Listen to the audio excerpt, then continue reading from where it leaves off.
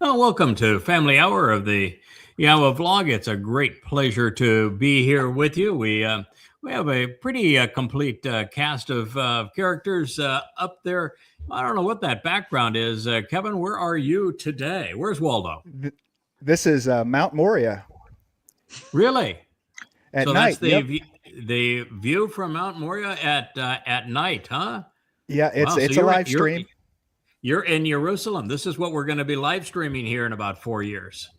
Absolutely. We're going to have the Yeah. best stream from Jerusalem. Yeah, We absolutely. are. We are. I don't know which service we're going to use or any service at all. It could just be Yahcam. Yahcam Right? on every cam. This would be really spectacular. I like that background for you. That's thinking ahead. And Kirk, you definitely look better than I think you feel. Mm. Ain't that the truth, huh? Dr. Jeff, what's happening, man? We're just chilling out, and basically the grill is going to chill and keep out of trouble and enjoy the Shabbat. The grill is going to chill. Absolutely. And you're at home, so this is nice. You're not going to be called in to save somebody's life today. No, no, it'll be somebody else dealing with it. Excellent. JB, you're in a stormy night. I understand that you are under a tornado watch, even. Yeah, till 10 o'clock tonight. Although if you work looking outside right now, it's clear as day. So Oh, okay.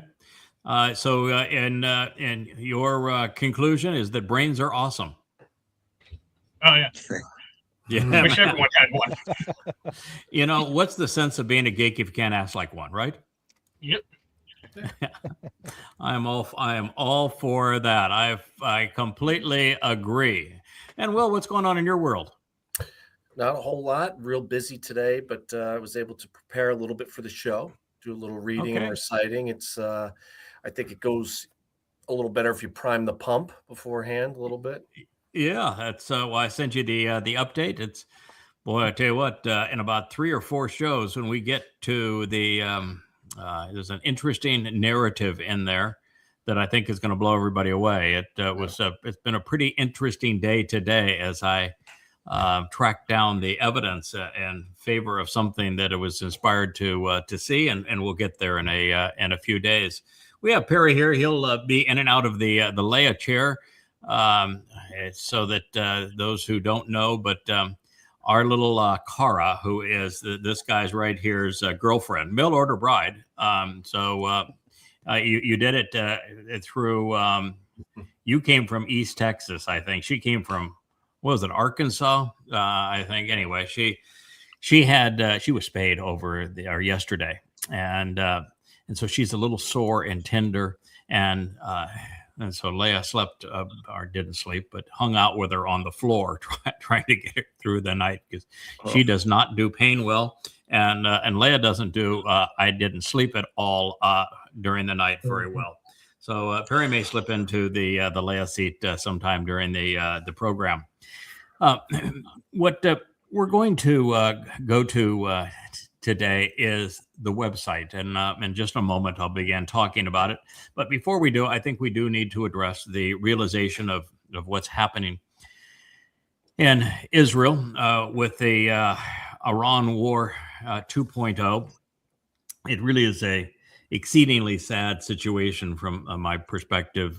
What's happening? I not that I have any influence in Israel at this point. That's going to change, but I begged Israel not to do this. There was nothing to be gained and so much to lose.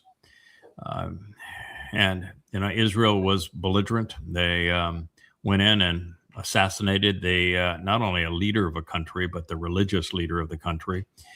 Rather than prompting the regime change they thought that they were going to get because the Mossad and CIA sponsored protests in Iran. You could just tell from the protests. You didn't have to be a genius to recognize that, they had 1,000 here, a few thousand there. But when there were pro-government protests or rallies, there were hundreds of thousands to 1 million people that would show up for those.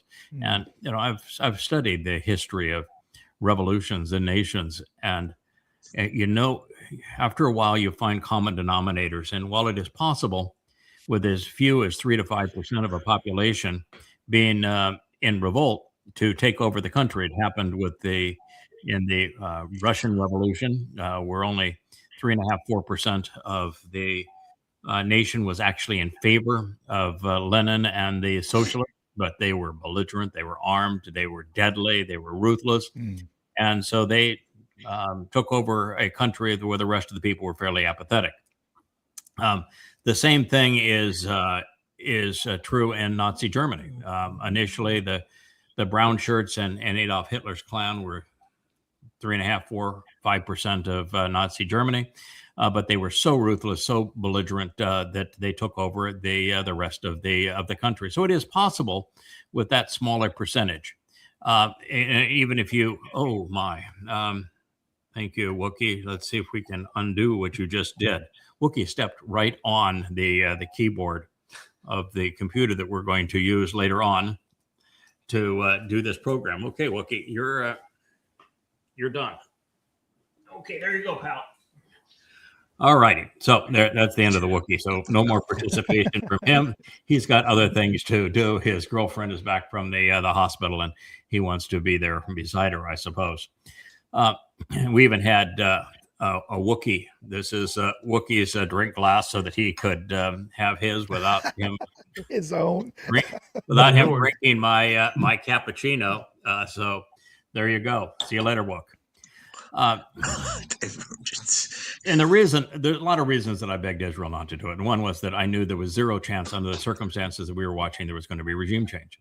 And, listen, I think I've had as big an influence as anybody can have on Iran. When I wrote Prophet of Doom, by far the highest readership per capita was in Iran. Knew nothing anywhere close to it. And I got constant emails from Iranians saying that book changed their lives. And we went from a situation where about 95% of Iranians viewed themselves as Shia Muslims to, if you take internal polls of Iranians now, it's only about 40% that perceive themselves to be Shia Muslims. And Prophet of Doom made a huge difference in all of that. So I've had an influence there. But I knew that every time there had been protests in Iran, that nothing materialized of them for numbers of reasons. One is that the protesters are not, I'm not advocating they be ruthless, but I'm just telling you that if you have a small percentage in the 3 to 5% that are protesting, if they're passive, you have no chance of prevailing. Now, there have been protests where the protesters were peaceful and they prevailed, like Gandhi in India, but he didn't have 3 to 5% of the population behind him. Yeah. He had, 60 to 70%, maybe 80% of the population behind him. And under those circumstances, peaceful protests prevail. But that is anywhere close to what happened in any one of the protests throughout Iran over the last decade in particular. And every time they've happened, everybody jumps up and down and says, this is it. The regime is done. I'm saying, no, the regime's not done. And that was part of it. The other half of it is that if you're going to have a successful protest, you have to have an alternative. Mm-hmm. You have to have something you can rally around. It can't just be, we don't want what we have. It has to be, we don't want what we have because we want this alternative. There is no alternative in Iran. They absolutely don't want to go back to the monarchy. The Shah is not the answer. Donald Trump says, I won't pick the future leader of Iran, but only after they have unconditional surrender. Boy, he is absolutely living in his own mind, and that's a really scary place because neither of those two things are going to happen. But there isn't anybody for them to rally around. There's no alternative to what they have. There's no secular alternative, and the religious alternatives in the Islamic world always make a situation worse. And that was the third point I was saying. That so number one, they don't have the numbers. I mean, not even close. They're by a factor of 10. They don't have the numbers to prevail in a protest for regime change. Number two, they don't have an identity to rally around, which is absolutely necessary to have regime change. And there isn't in Iran any possibility that you're going to bomb them into compliance. When you bomb people, they have a tendency to hate you. And when your first day of bombing kills over 100 little schoolgirls, they hate you a lot. And so you are absolutely not going to engender yourself to the Iranians by bombing them. And the last people on earth that Muslims, even if they are even secularist Marxists, are going to embrace is, oh boy, we really love those Jews. They're so good to us. We'll join the Jews. We'll be partners with them. This was completely delusional. And then the fourth issue is that look at the history of CIA and Mossad-sponsored regime change. How did it work out in Libya? It's a disaster. How did it work out in Iraq? How did it work out the last time in Iran that we did it? Just staying at home in Iran. How did it work out in Afghanistan when we did it? How did it work out in Iraq when we did it? How did it work out in Somalia and in the Sudan? Syria. Every time we've done it, it's been worse.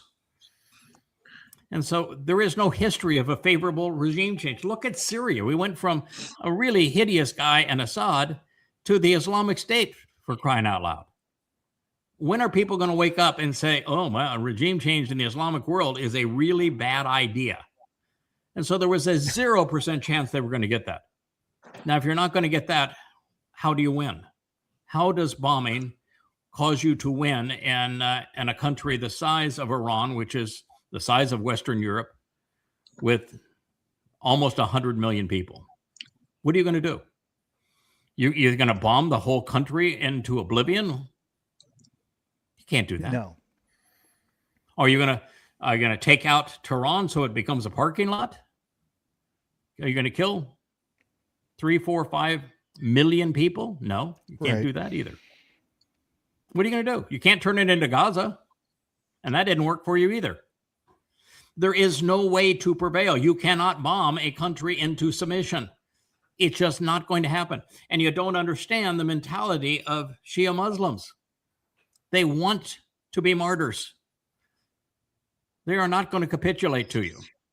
And Iran is particularly difficult terrain to deal with. It's almost impossible to invade them. They're in a bowl. They have mountains to one side, and it's just very, very unfriendly terrain. And that was part of the issue that Iraq had with the Iraq-Iran war. But that's a tough one.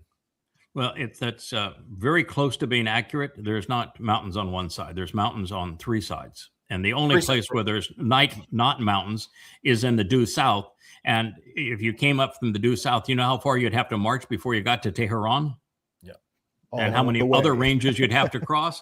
And it's impossible. So you can't do a military action with boots on the ground. And even if you tried, it would be the immediate destruction of the United States. We couldn't support it in any which way, nor morally justify it. It wasn't morally justifiable. And so there is no way, there was zero way to prevail. The last time Trump was so insistent that he took out their entire nuclear program and to set them back decades in terms, obliterated, he said. And I had studied the satellite photos, and I told you that no, I have absolute 100% confidence that he didn't even damage it. That 100% of Iran's 60+% of fissile purity uranium still exists, and that they could complete a bomb really at any time of their choosing. It wouldn't even take them 2 weeks to, if their tritium stockpile is around, it's about 40 bombs that they could create, depending on the yield, and half that number if they don't have their tritium stockpile.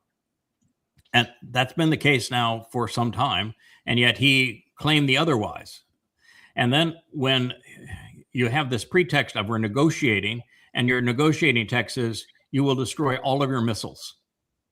You will become defenseless. You will give all of that uranium that you crippled your country for 20 years from sanctions to enrich, and you're going to give it all to us, not to a neutral party, not to Russia. You're going to give it to us. Not you're not going to make any more. You're going to give it all to us, and you will not enrich anything even to 3% fissile purity going forward. I mean, come on. You will not fund any of your Islamic buddies and other places in the world. So you'll stop being a Muslim. I mean, come on. It was utterly stupid. There is no way to win that war. And if there is a battle between missile and interceptor, there's no way to win that. It's impossible to win a war between missile and interceptor. The interceptor always loses even when it prevails. What do I mean by that? Typically, it's 2 interceptors per missile shot down. The interceptors, depending on which variety they are, run from $150,000 at the lowest end and the Iron Dome upwards to THAAD or like $15, $18 million a missile. And the missiles that they're shooting down run anywhere from drones at $5,000 up to $20,000 for a drone, and then missiles anywhere from $500,000 to a couple of $1 million. You will always, economically, you lose 100% of the time in that war. And then there's also the problem of the interceptors are in low supply, and in 2 weeks' time, you could go through the entire supply of interceptors, and it would take years to reestablish a new supply. All the while, here come the missiles. So why would you do that? And then you have a tiny little country where 70% of your population is around Tel Aviv, and you're fighting a country that's the size of Western Europe. How are you going to prevail in that kind of a scenario? I mean, it just was utterly stupid. And then, of course, the first thing they're going to do is close the Gulf of Hormuz, and which is going to take oil from what was $50 a barrel, now upwards of $100 a barrel. Within 2 weeks, it's going to be $150 a barrel. Sure. Oh, well, you out of your mind? You're going to cripple the world economically.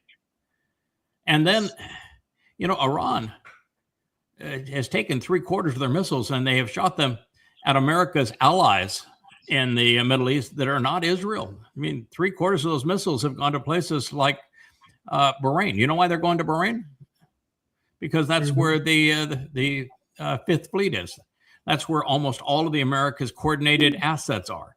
The first day they took out our primary defense systems in terms of the radar systems for THAAD and guidance. I mean, this was so stupid, and every aspect of this was knowable before the war started. The only thing that I missed is I told Israel that because of the fact that in the last war they took a favorable Israeli party and a neutral Israeli party, and we turned them both into enemies. And they now happen to be 2 of the 3 most powerful countries on Earth. The economic engine of the planet, and probably the most sophisticated military on the planet at this point. Prior to attacking Iran, Israel had a very good relationship with Russia.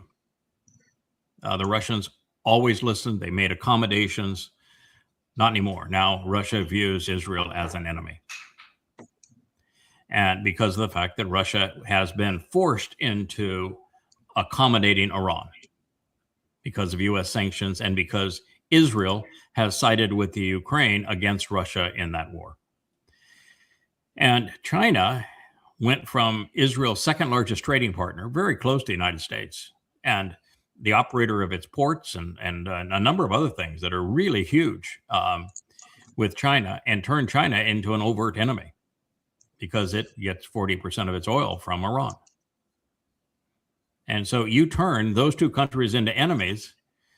That's really stupid. That means that now you're a vassal of Donald J. Trump, which is what Netanyahu achieved. And Donald J. Trump, as we proved in this last program, is Rahab. He is the great betrayer. He is Satan incarnate.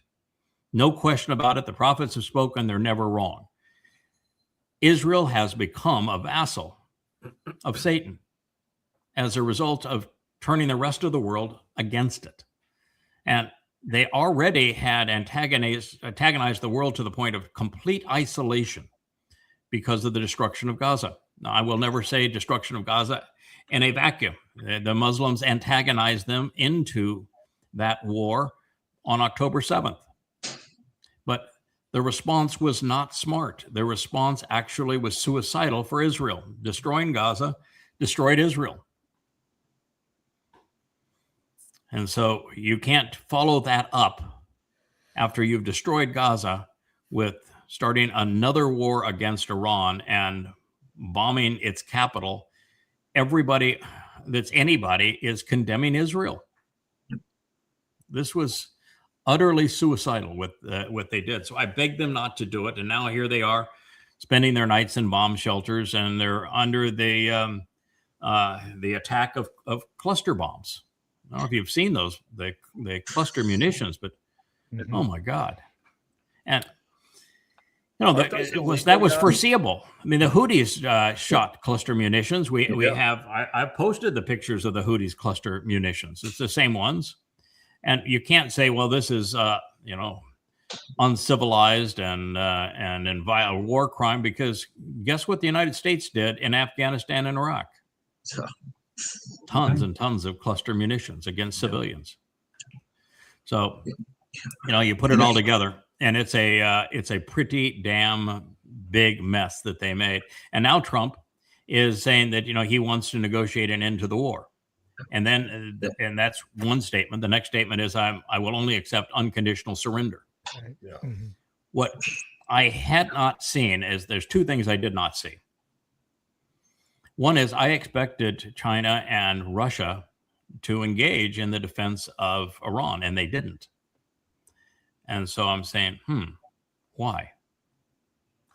And I think that the answer is fairly straightforward. Yeah. They've already negotiated deals with Bahrain and UAE and Kuwait and Qatar and Saudi Arabia to do business with them in terms of oil and gas. And they recognize that if the United States destroys itself over the Iranian war, it's a double win, because they not only kick the United States out of its bases in the Middle East because of all of this, prove the United States is a villain and can't be trusted, which is exactly what they want, but they destroy the petrodollar because none of these nations are going to honor the petrodollar anymore. And they move in as part of BRICS into all of these relationships. It is advantageous for China and Russia to sit it out. Russia now has oil, which runs its economy, selling at 3 times what it previously was.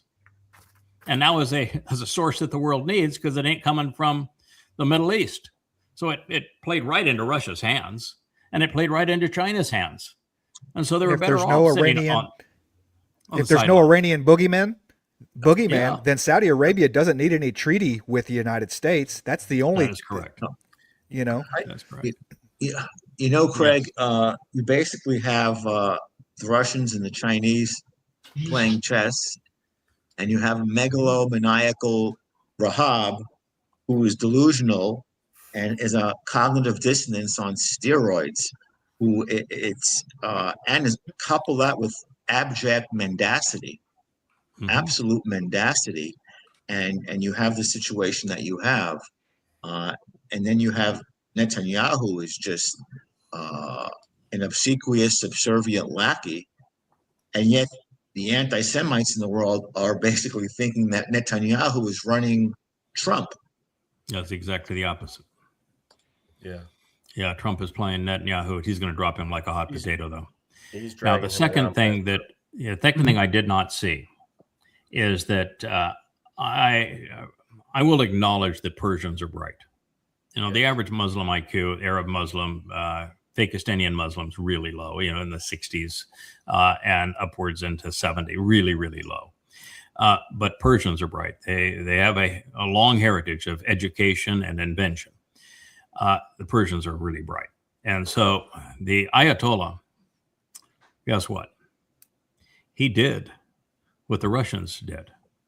It's called the dead hand. You familiar with anyone of you familiar with the Russian dead hand? Yeah. You know what that is? They fire the bombs no matter what. He's gone. It means if Doesn't you matter. do a decapitation strike against the Russian leadership, thinking without the leadership that the country will surrender, all of their nuclear arsenal automatically fires. No one can stop it. It's called the dead hand switch. All right. So why does that relate to Iran? Do you know? Still doing it, shooting them off. No. Because the Ayatollah set himself up to die. He let him know where he was. He expected to die. He's 87 years old. He's going to die soon anyway. He let himself become a martyr before he did that. He wrote the dead hand switch for Iran. He told every operator in the government and in the military of Iran, these are your orders. They do not change under any circumstance. This is what happens when they kill me. This is what you do. It is the dead hand switch.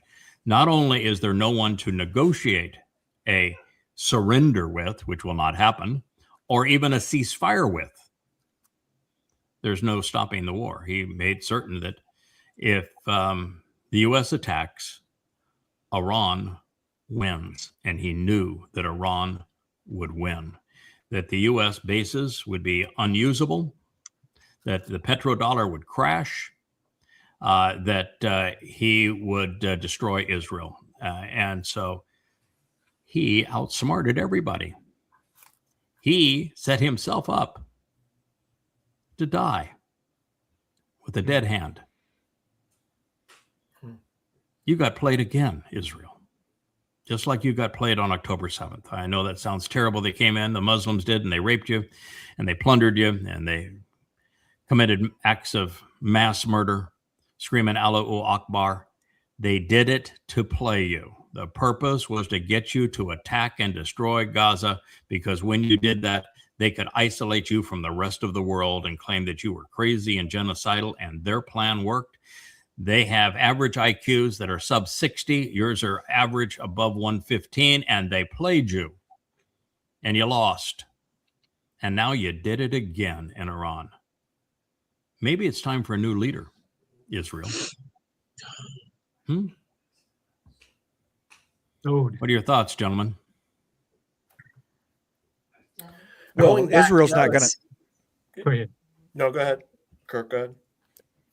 No, I was going to say, we have been here a long time and know the script. We know what you've said. We know what Yahweh said, what the prophets have said. So it's not a surprise. We were anticipating a lot of this. You told them what to do when they invaded, when the Gazans decided to come and invade, and they said, I thought that was brilliant. I said, just hold hostage to their temple and their thing on Mount Moriah and just blow the sucker up. Yeah, I gave them a five-point plan on the morning of October 7th, 2023. I composed what was a 100-page open letter at war with religion to Israel, told them exactly who their enemy was and who the enemy was not, and precisely how they could conduct themselves to prevail.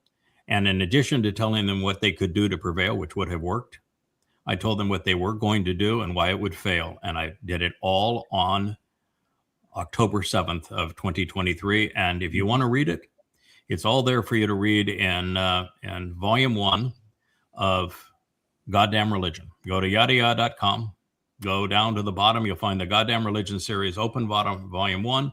Go to the At War with Religion chapter. That is that open letter. It tells Israel exactly what you needed to do to prevail after Alaska flood and why that would work, and what you I predicted everything that Israel would do and why it would fail. And guess what? All turned out that way, didn't it? You know what's distressing, Craig? You know what's very distressing is that the Muslim world, using the face of the Hamas, used with their low IQ the Khaybar paradigm, whereas Yehudim, with their lofty IQs, got played again and out-cerebrated by the Persians. Yeah, the interesting thing is that in goddamn religion, I cover every moment of Muhammad's life. Every moment. I set everything he said and did into the context of the Quran. I reorder the Quran chronologically, and I set it into the context of Muhammad's life using the Hadith. And one of the most vivid episodes is Kabar. When we started the Iowa blog, it was one of the first programs I did. And today, around the world, Kabar, Yahud. They're reminiscing of Kabar. October 7th was Kabar. It was an early morning attack by Muslims against a farming community of Jews. It was the first time that the prayer of fear was uttered, Allahu Akbar, meaning that Allah is greater than the God of the Jews, Yahweh. And every aspect of it, the murders, the tortures, the rapes, the plunder, every aspect of it was identical. And yet, because of the universal ignorance of Jews to their enemy, they not only let it happen, they watched it happen, they were paralyzed as it happened, and they've had no clue how to respond to it since. This is where we are. This is why we're 70 some odd days from the time of Israel's troubles, and there's no solution at hand because Israel didn't listen. And Israel might say, who are you? You're a goy living in an island in the middle of the Caribbean Sea. We've got our IDF, we have our Mossad, we have our Shin Bet, we have our IDF intelligence, we have our political parties. We have a country where every man and woman serves in the military. We live in the midst of this. Who in the hell are you to tell us what to do? How's it working out for you? Yeah. They low yada yada. Low yada yada. Yeah. And let me just give you a clue. There's over 1,000 references to the role I am playing and throughout the Torah, prophets, and Psalms. It's all there. It begins in the Torah. Why don't you look up Ha-Nakri and figure out who the Nakri is, the observant foreigner. Why don't you read the book of Isaiah and figure out who that Choder is, who the man from Edom is. Yeah, it's all there for you. And that's why you should listen. I know your God, you don't. I speak for your God, you won't even listen to him. This is the difference. I know what the prophets say, you don't. I want to pull my hair out of my head when I hear this, because this is the fruit of, Bakachba and Akiba, and that even the non-religious, secular Yehudim have been so tainted and influenced that it's closed off the minds and eyes of any rational thinking Jew. Correct. Yeah, Jews have completely isolated and estranged themselves from Yahweh, both as Marxists and as Haredi. And so it's not just the fringe 20% progressive Marxist socialist Jews, which are anti-Yahweh, don't even care anything about God, and the Haredi that are antagonizing God, that are God's biggest enemy. Because that 60% of the middle is all tainted by them. I mean, they're celebrating Purim. Why don't you find Purim for me in the Torah? Please. Queen. And they're looking forward to celebrating Passover as a 7-day holiday. Why don't you tell me where it says that Passover is 7 days? It's Chag Matzah that's 7 days. Passover just happens to be the first day of Chag Matzah. Why don't you tell me about the rabbinic celebration of Chag Matzah while we're here? They have any clue what it means? They celebrate Passover as if Passover was their freedom from slavery in Egypt. No, it wasn't. They didn't go anywhere on Passover. Open the door to life. Matzah is the separation from and escape from religious and political corruption. You have no idea what Bikurim is. You don't even celebrate it. You've got, absolutely clueless. You have no idea what Shabuah is, but you celebrate Purim. You celebrate Hanukkah. Why don't you find Hanukkah for me in the Torah and prophets, please? Give you all day. Look, You won't. You celebrate Rosh Hashanah, for crying out loud. Why don't you find Rosh Hashanah for me in the Torah and prophets? You claim that you're Torah observant, you find it for me. Because it's not there. You tell me why you celebrate Yom Kippur as singular as opposed to Kippurim, when God always says it's plural, and you make it a day of atonement, of self Affliction. denial. Doesn't it mean reconciliation? Why would you deny yourself on a day that God has said this is the day to reconcile a relationship? You screwed up Sukkah to the point that you think it's about building little huts for you to hang out during the day, so you can pretend to be religious and be seen, as opposed to a return to the garden, even though that's what the prophets say. You don't care what the prophets say. You erased Yahweh's name.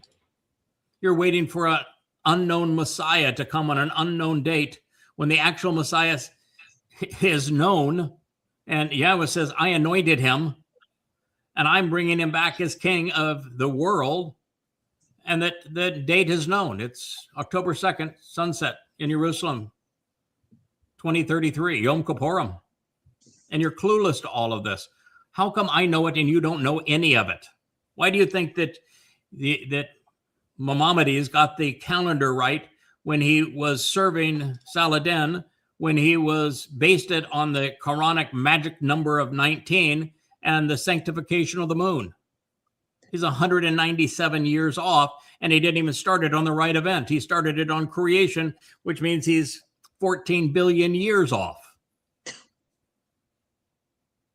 And you're still presenting the Rambam's calendar. Good God, you're lost.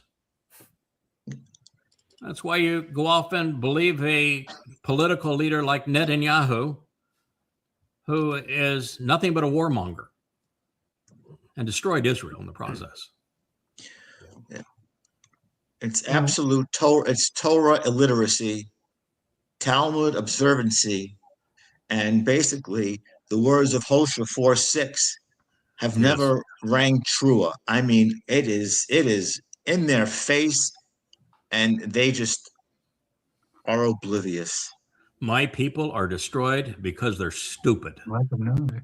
Yeah, that's basically Okay, what. so he said lack It's a of knowledge. paraphrase. What's the difference? What is their difference? Kinder. My people We'll are destroyed because they're ignorant, because they're irrational. Yes. That's what he said.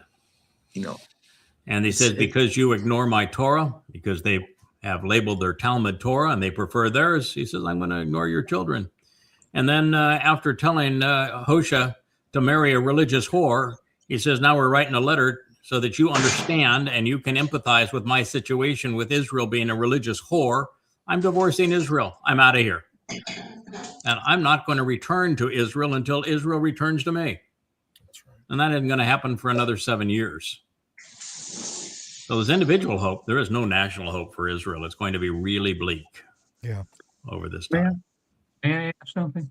Mm-hmm. I've been probably more saddened and depressed almost lately because of all the events and everything, even though I know they're all coming and I've studied it for 20 years. So and I was talking to Sylvia, who has two very Jewish sons who happen not to be religious or political. And there's hope for them, and we want them to be with the family at some point, but we've kind of reached a point now where, and I think even you alluded to it, that it's not much chance we're going to reach anyone who's not already engaged at some level now, until we return and the Spirit delivers this future family at that period, because they just have to have so much pressure to do anything, because logic doesn't appeal to them at all. They just won't look. I've shared with you the dead hand. There's a thing called a live hand. It's the hand of Yahweh. Yes. And it's pretty astute in the way that it guides.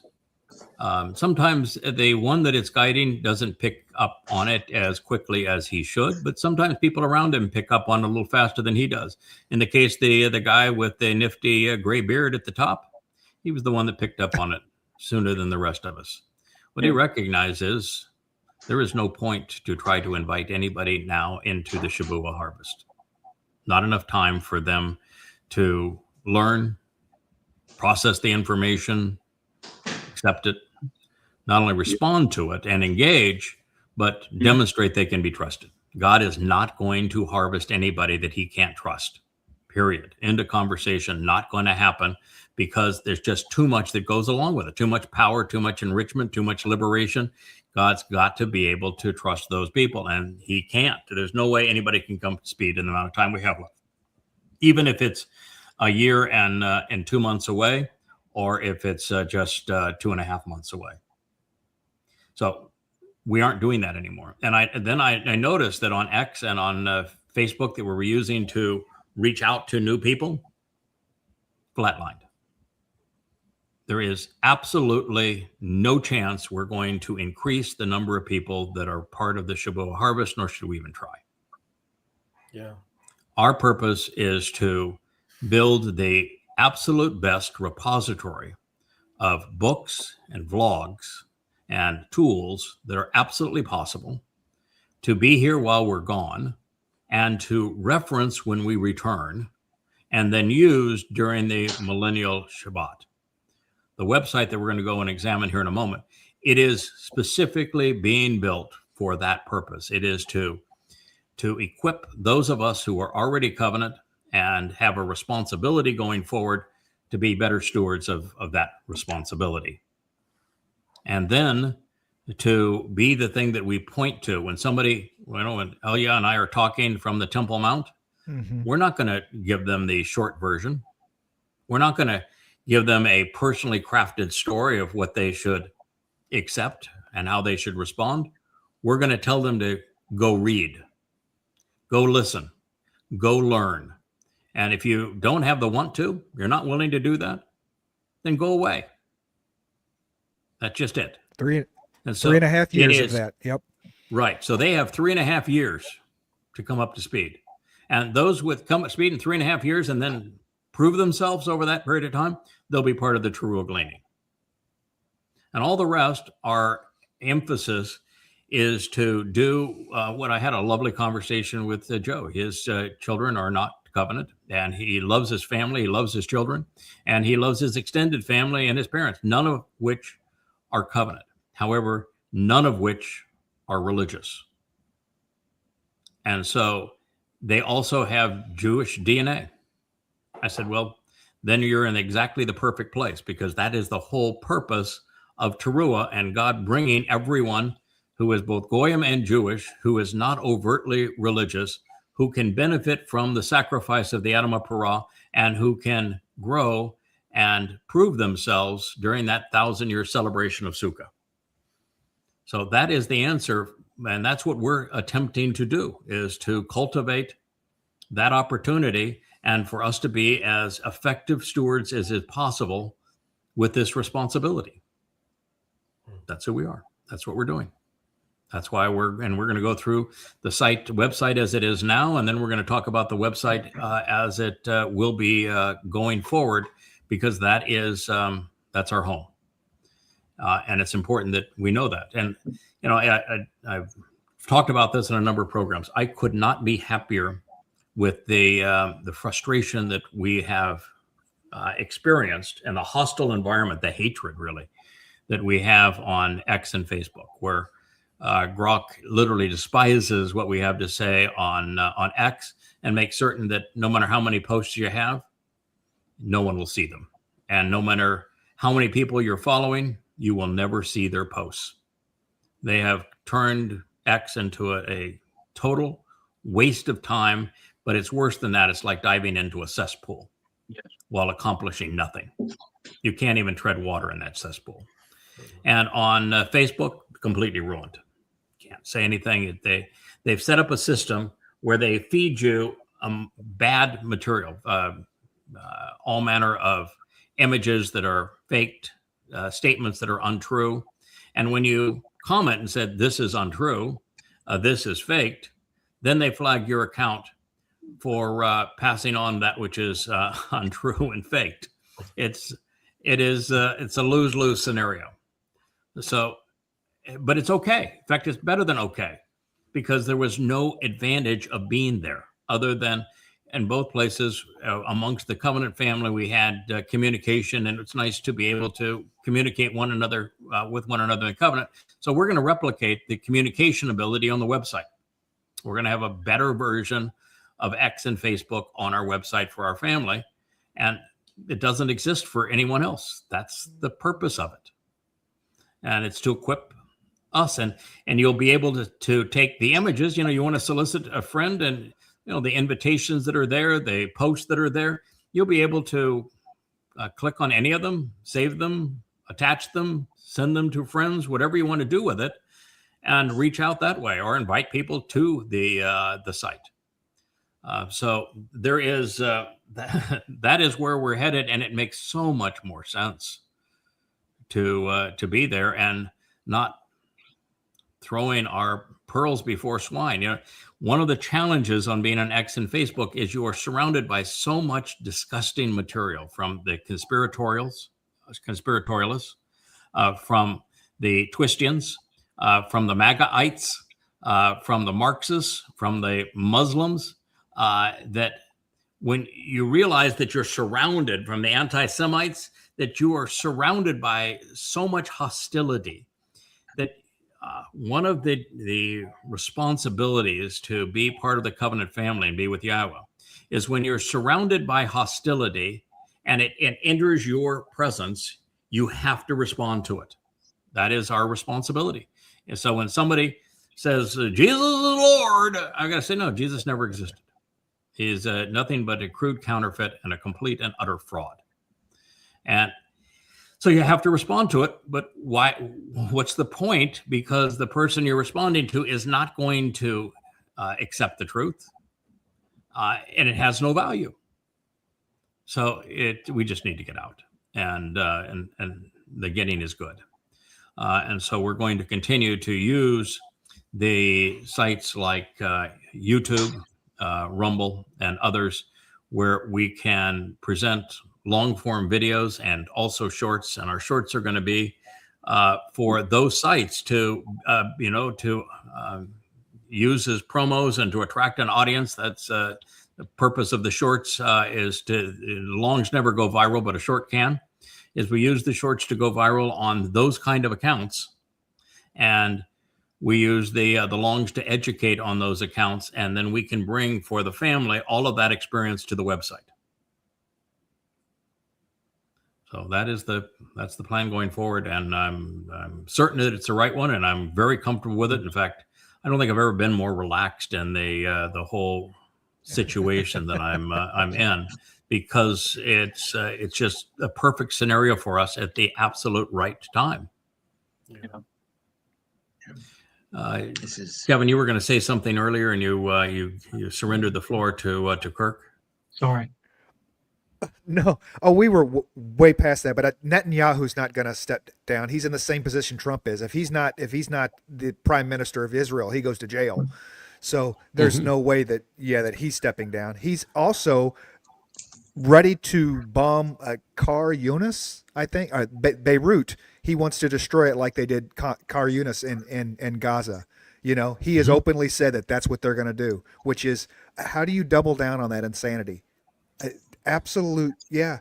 By being possessed. Absolute insanity. Yeah, they're bombing Beirut, and while bombing Iran, and because Iran doesn't have air defenses, it's no really different than bombing Gaza into oblivion. I mean, everybody is coming to hate Israel, and Israel saying, "Oh boy, we're protecting the world from these terrorists." There's no such thing as a terrorist. A terrorist is a tactic. You're either fighting the source, the cause of that tactic, or you're fighting a symptom. It's not. You don't not terrorism. It's cure Islam. malaria by taking down the fever. That's a symptom. You know, can't throw water on it, cold water, and thinking, well, I'm going to take down the fever. That'll sure cure the malaria. That's like what it is to say I'm against terrorists. It's a tactic. It's not an entity. So it is a very sad situation they're in. I think I also stepped on you one time, Will, when you were going to make a point. Did you recall what it was, or did I talk too long? Well, going back a little bit, just with China and Russia, I think what the plan with that is they are just, I don't know what the axiom is and where it's from, but, never get in the way when your enemy's destroying himself. And so they are content to sit back and watch Donald and Bibi mismanage all this. They will mismanage it. There's just no question about it. And so there's probably nothing left in Iran that they really want to save, and so they'll wait. Yes. I think it's like what China and Russia did with Venezuela. There was no reason to intervene. The United States accomplished nothing. We kidnapped a head of state. We played pirate on some tankers. We don't control Venezuela. We don't occupy Venezuela, and we're getting nothing from Venezuela. And they said, go ahead, let the United States destroy its reputation in the world. All they're doing is proving that they can't be trusted. Yeah. And in fact, the Supreme Court just told Trump he has to repay the tariff that he's collected. Man. And then you had all the Republican senators actually vote in favor of this war. They own it. They own it now. Yeah. Yeah. Especially your ex friend there, Lindsey Graham. He's not my ex-friend. My friend was his partner, who I knew before he did the stupidity in Ukraine. I knew John McCain quite well. We were good friends. I misspoke. That does not mean that I support what John McCain did in Ukraine. I think that was hideous, and millions of lives have been lost. Lindsey Graham, I've always thought is a skunk. I think that he is the devil's advocate. Gotcha. Yeah. Thank you for correcting me. I will say that the website now, what Joe has done is beyond amazing, and that this is a legacy and a conduit to life, eternal life. For those who are willing to take the narrow path, do the work, and open their eyes. It's there. And that's what this is all about. Yeah, I think so too. JB, you are making a comment? I just said the Republicans have never met a war they didn't like. I'm going to correct you too, just as I did JB, and I'm or Dr. Jeff, and it's and Dr. Jeff, your point was correct that Lindsey Graham is a snake, and that was your point. He's just not my friend. He's just a snake. The interesting thing is, if you study American history, it has typically been Democrats that get us into wars and Republicans that get the U.S. out of wars. Trump has certainly flipped that considerably, where now he is engaging the world in war, and there is no way out of this one. He's trying to sue for a ceasefire while he's saying, I'm demanding unconditional surrender. Now, he's egomaniacal enough, JB, that he could create his scenario by himself saying that he's surrendering on behalf of Iran. Yeah, he would think so, and that he is appointing the new leader of Iran, and at the same time declare that he has solved yet another war. This will be the 9th war that he has solved. 9-0. He surrenders on behalf of them. But I think he's that. If at first you don't succeed, just redefine success. Yeah, it is. It is an exceedingly sad overall situation. But yeah, the history has actually been that the two things that you would think would be different, but they are true. That it's typically Democrats that get America into war, and it's Republicans that get America out of war. Now that's not consistent. George W. Bush and both George Bush 1 and 2 turned out to be warmongers, and the wars they fought were exceedingly counterproductive and made things much worse. Bad situations turned much worse, and Trump has been the same way. So recently, it has definitely changed, and I don't think there is a Republican Party anymore. I think even to use the term Republican is misguided. There are MAGAs, and there are people who once thought themselves to be conservative that have no say, and they have no party. And the only reason the MAGA survives is that the Democrats have gone so socialistic, so Marxist, and so out of touch with the world, much less America, that they aren't a challenge to the idiocy of MAGA. So we're in quite a the United States is in quite a fix, and the biggest issue right now is that I think that the war that we're fighting, that the United States is fighting with Iran, is going to have devastating impact on the petrodollar and on the U.S. economy. Without the petrodollar, the United States can't fund its debt. It's $38 trillion in debt nationally, and there are no takers for the bonds.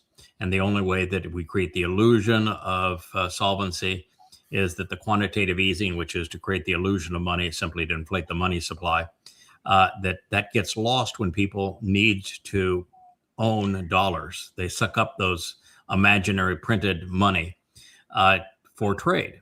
But the United States position as a reserve currency is dwindling very rapidly. And now it hinges strictly on the petrodollar. And Saudi Arabia already made a deal to sell oil to its largest customer, China, in yuan, and is an unofficial member of BRICS. And this war will push Saudi Arabia over the edge. So it was devastating economically to America. All of these nations. Look at Kuwait. They shot down 3 American F-15s. Right. I mean, they shot down 3 American F-15s. Mm-hmm. Oh, it was an accident. Okay, yeah, sure. By the way, with American Patriot missiles. Mm-hmm. Not so You friendly can't make this. fire. Yeah, you can't make this stuff up. Yeah. It's Pretty sad. All right, what I'd like to do is, I think when we're doing this, unfortunately, your handsome faces are going to be covered up for a moment. You can still chime in, and I want you to chime in. So please talk over me as even I'm doing the narrative. But we're going to go take a look at the website. I want to walk people through our future home. And so, Rich, if you wouldn't mind, let's take us to the website. There is a little Craig is better than a big Craig. So that's already. Oh boy, we got a massive though. Kevin image. Here we go. We'll get this here in a Rich, moment. you don't have the maybe. media up. You need the media I share did. page. I know. Okay, sorry, I just don't see it in the back. Just it disappeared.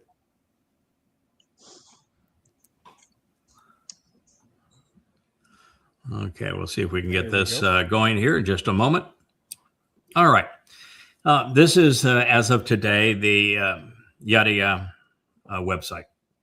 And as you can see, we have new categories here. We're going to add a number of categories additional to this, but let me just talk about, and we'll go to, and we'll explore some of these things in a moment.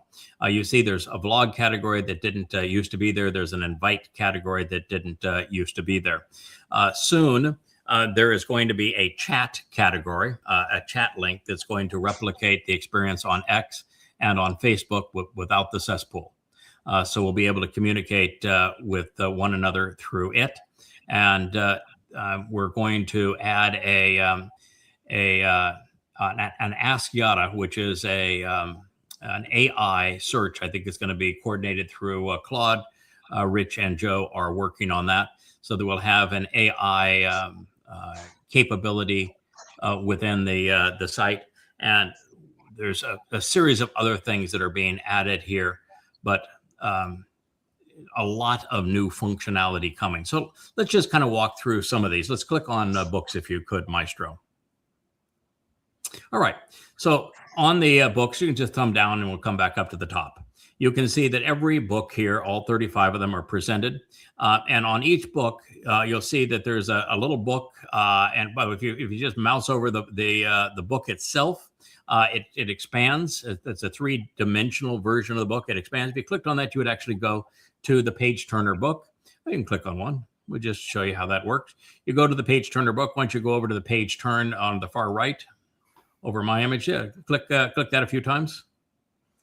Yep, there you go. Click one more time. There you go. So there you are starting the book. And over here, if you wanted to go to a particular chapter, you could.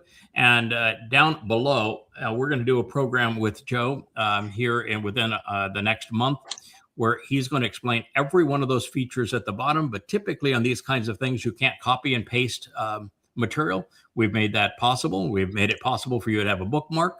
We've made it possible for you to go to a print function, a search function. So many other options are available to you, and you can change the text size. There's so many things you can do, and we will expand that capability. Let's go back to the menorah on that side there. Menorah, okay, that'll take you back. So this is the site. You can also click on one of the Amazon links there. Takes you right to that series on Amazon. You can purchase the book if you want to buy it on Amazon. So you can read it free with the page turner in its entirety. Let's go back again. But this takes you directly to Amazon. And then that bottom link, that's the sign of a PDF. You click on the PDF, and it brings you to a PDF of the book, which is the old way that they were all presented. And so in this version, you can just go through the entire book on your phone or on a computer, or however you want to go, and you're reading the book as a PDF. So all 3 ways to read through the books. Let's go back to the homepage. All right, let's go to the top of the book section again. Now you see this search within the books. Let's put in something. How about Teruah? Put in Teruah. W. 20 A's. It's TARUWAH. TARUWAH. Teruah. That's the Moed Mikre. Look what happens now. Let's not, rather than in all books, put series yada yada over there where it says series. I'm working at 2 different. Pardon? It's me. So right above there you go, yada yada, and now search.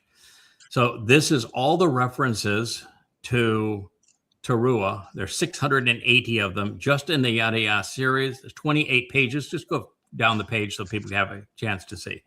And you can click on the volume there or on the particular page. It'll take you to that volume or to that page. If you were to do that, we won't do that at this point. We'll do it when we're with Joe navigating this. But this is all 680 references to Teruah. And if you spelled it with the apostrophe or without it, it has already been trained to take the word and any variation of it and do the analysis for you. So you don't even have to worry about spelling the word correctly. But you got to get somewhat close. But anyway, we'll go back to the top. All right. So that's the new feature on search. That feature was put in today. And you can search by individual volume, by all volumes, by series. And what they have, they're all words, precise phrase, all that sort of thing. That's so that if you were to put 2 or 3 words there together, like you wanted the 5th dimension, which you see right down there, you could have it find every reference where 5th was there, dimension was there, or just those 3 words together, the 5th dimension was there, and it would do it any one of those ways. We're not going to search it right now. I'm just saying that's why there's this all words there, or exact phrase. It will define the search based upon what you choose. Let's go to vlog. Vlog, there you go. This is brand new. Let's just click one.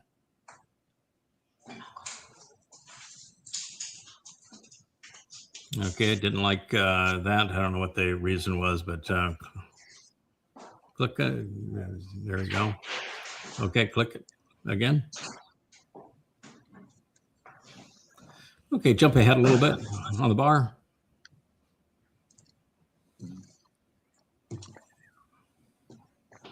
Well, that was an important part of that show. There was talking about Wookiee and Kara barking.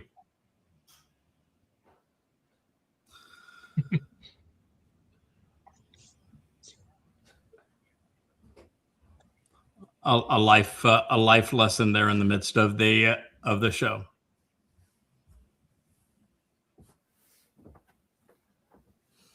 I don't think we have audio. I can't Okay. hear. Okay. I I can hear it, but not everybody can. Click on the X Correct. and we'll go Yep. out of it. All right. So this is the vlog. What's going to happen here that's going to be slightly different going forward. You can go down to the bottom, scroll to the bottom of the page.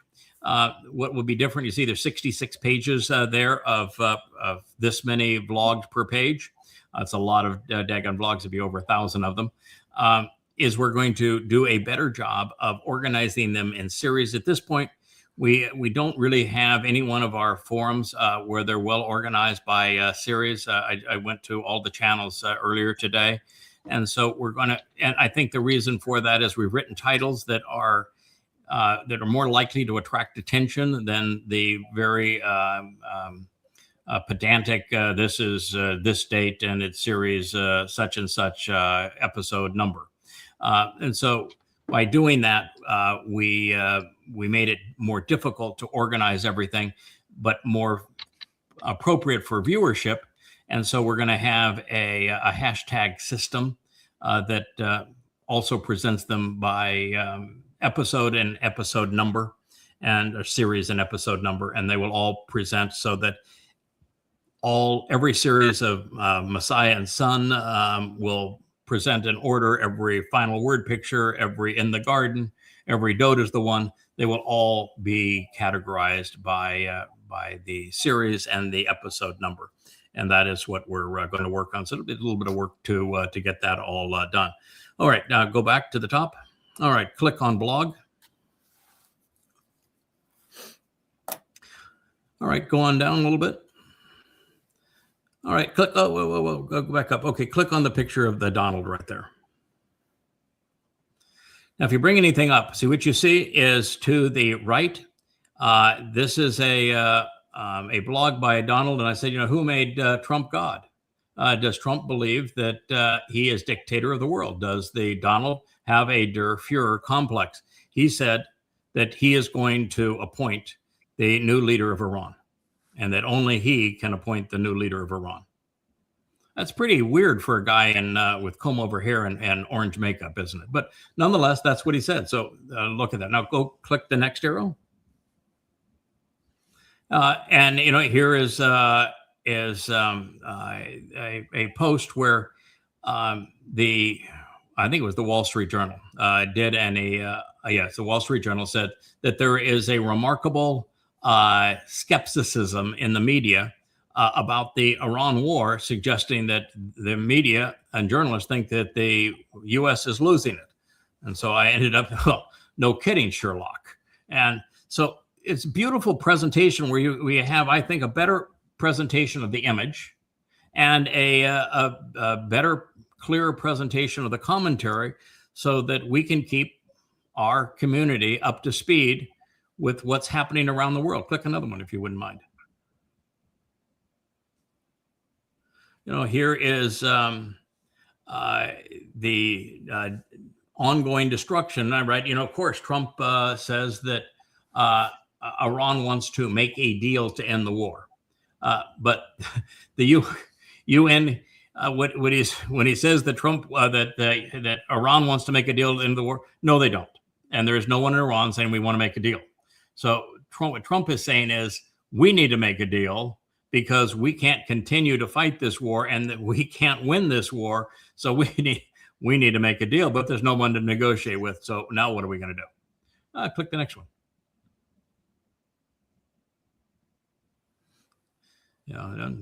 Just each, this one is Iran is saying that if the U.S. deploys the Kurds, then they're going to send ballistic missiles and kill a bunch of Kurds. And if you have followed this, what you would recognize is that the United States used the Kurds in Iraq. to destabilize Saddam Hussein and to fight a war on behalf of the United States as a proxy. And then when Saddam Hussein was gone and the Kurds had successfully executed their role, the United States said there will be no independent state for the Kurds. In other words, we betrayed them. And then we used them, the Kurds, again in Syria to attack the Sunni militias like ISIS and the Assad positions, and promising them that they would have a Kurdistan if they prevailed, carved out of Syria this time.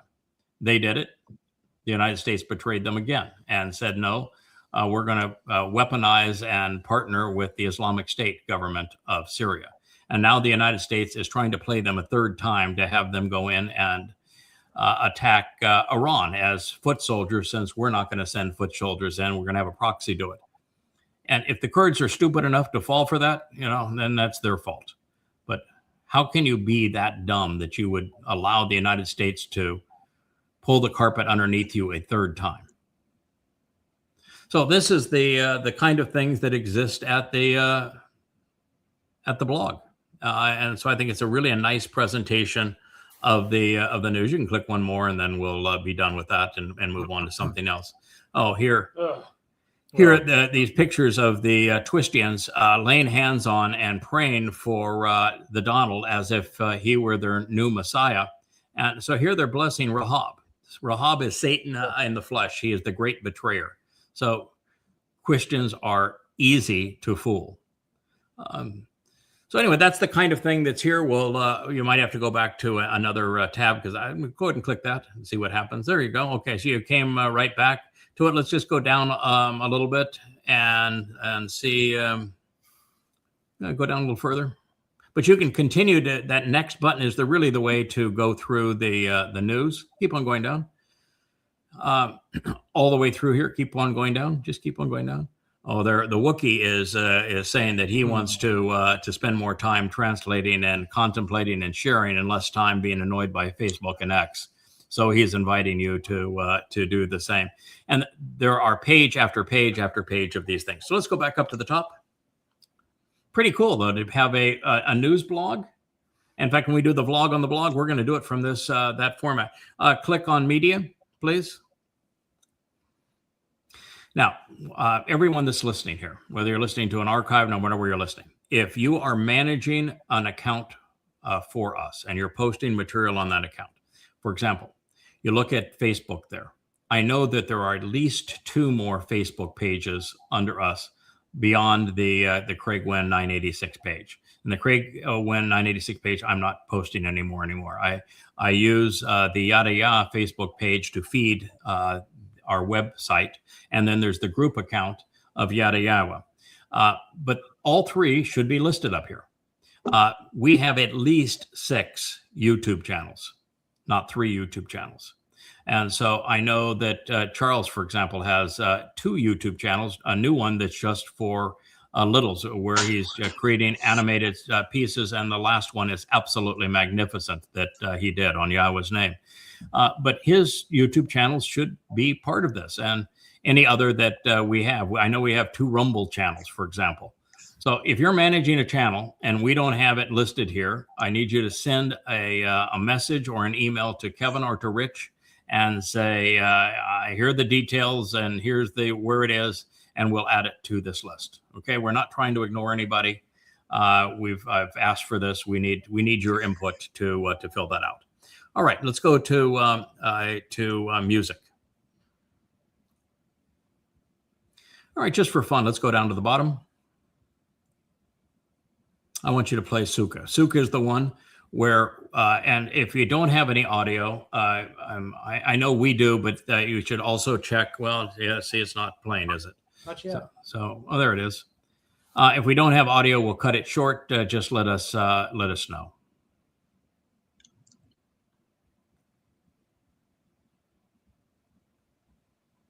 And I'll tell you real quick. So I'm definitely hearing the instrumental introduction to this. I hope everybody else is able to. No, there's no audio. silent. And it's not going out on the feed. Okay, so it's not going down the feed. We'll stop that then, and we will we'll do this again at a time when it is going out on the feed. I don't know what the issue is, why it did not do that. All right, so we go back up to the website as a general. There's now the invite. Go all the way to the top, please. We'll figure out why the feed is not picking that up. Click invite. Okay, we won't play these now since we're having audio issues. But what we have here, and there's actually 5 times more of these, and so when I don't want you to no, stop it, please. We already figured out we don't have any audio, so we'll go back and we will play these at another time when we have our program set up better. Okay, so there is an invite. It's got all the invites. It's also going to have all of the do you yada will also be there. And I've seen a version of it previous that had them all. Please don't click on it. Please don't click on it. Okay, now go to translations. We're going to go there. Anyway, it was earlier today. They had all of the do you yada and probably 20 of the animations that are invitations to various parts of the site. All right, this is the translation index. It just defaults to chapter 1 of Bereshith Genesis. You can just go down there and you can see how it is done. You can also see now that it has the superscripts of the Aleph and the Ain. See the Eth there, and the Reshith and Elohim and Bara. Those are all superscripts. They tell you if that letter sound is coming from an Ain or an Aleph. So it is. This is our new format. I think it's something that no one else has done before, but now you have that capability. And in this, if you were to, and we won't do it at this time, but if you were to link on that blue hyperlink above there, it would take you to the page turner book. Don't do it, please. And it would show you exactly where that translation came from. Go on up a little bit. And it would take you to that particular page in the page turner book, and you can see all the commentary on it. And click on the down arrow where it has Bereshith on book. And so every book that we have, I didn't open. I can see your mouse way below it. You can't get the cursor up to Bereshith Genesis. Click on the down arrow, please. There you go. All right. He's not able to control the mouse and bring it down. He has every book that we have translated, every chapter we've translated, all verses we've translated. It's all there. Up. I see it, but it's not showing up on the broadcast. Okay. Oh, you can see it, but it's not. Okay. Yeah. That's really weird. Okay. Click on glossary just for fun. And click any letter. And then go on down, please. Look at that. Go on down, please. All right, so these are all the words. It starts with the Bayeth. It shows the Paleo Hebrew, shows the modern Hebrew, shows the Strong's number, shows the part of grammar that the word is, and they have Kirk's definition. And you can see in the background, very light, those are Kirk's illustrations to show the concept of those letters, like that tent, which is symbolism of a home. And so he has done graphics that help explain the letter, and Joe has integrated them into the background. And I guess there's some letters that don't have as many graphics, and Kirk's going to draw more, and we'll have more graphics depicting the nature of these letters. All right, so that's that. We'll go back to the top, please. And it's every letter is organized that way. Dead Sea Scrolls, please. All right, the Dead Sea Scrolls. It's already not showing the way that it normally is. There it is. Okay. All right. So click on all where it says chapter. See if you can bring it up. Yep, okay. You can't. All right. So we'll have to figure out why we can get StreamYard. We'll do a recorded session in StreamYard. But what I wanted to say here is, okay, that did bring up all. Let's see what's down there. All right. So now I want you to click missing and differs, those boxes. Okay, and differs.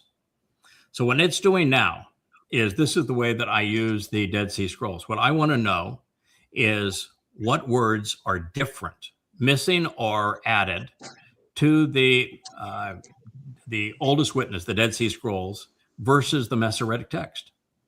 And what this does is it says that those like and blasted, that is different.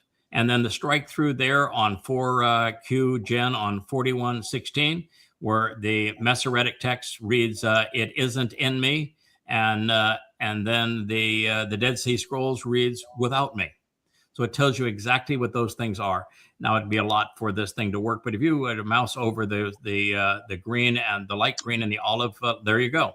So because most of those using the site don't read Hebrew, what's to the right there, that's a transcription of the Dead Sea Scrolls. That olive color is what's in the Dead Sea Scrolls, and the green color is what is being supplied from the Masoretic text because it wasn't in the Dead Sea Scrolls. So if there's a difference, you can actually mouse over this text, and it will bring you to the Hebrew word. And if you go up to that text bar itself and you click on it, it will expand the difference. And it might not work just on what we're doing. There you go. See how that works. So it is an amazing study tool. And the Dead Sea Scrolls has never been presented at anywhere close to this level of clarity and capability. It's a major wow. Yeah. All right.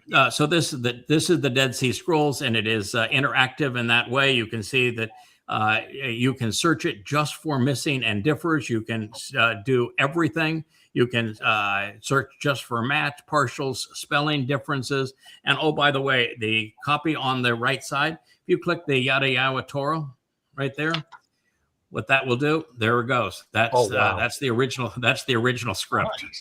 How about that? That's cool. Isn't that cool?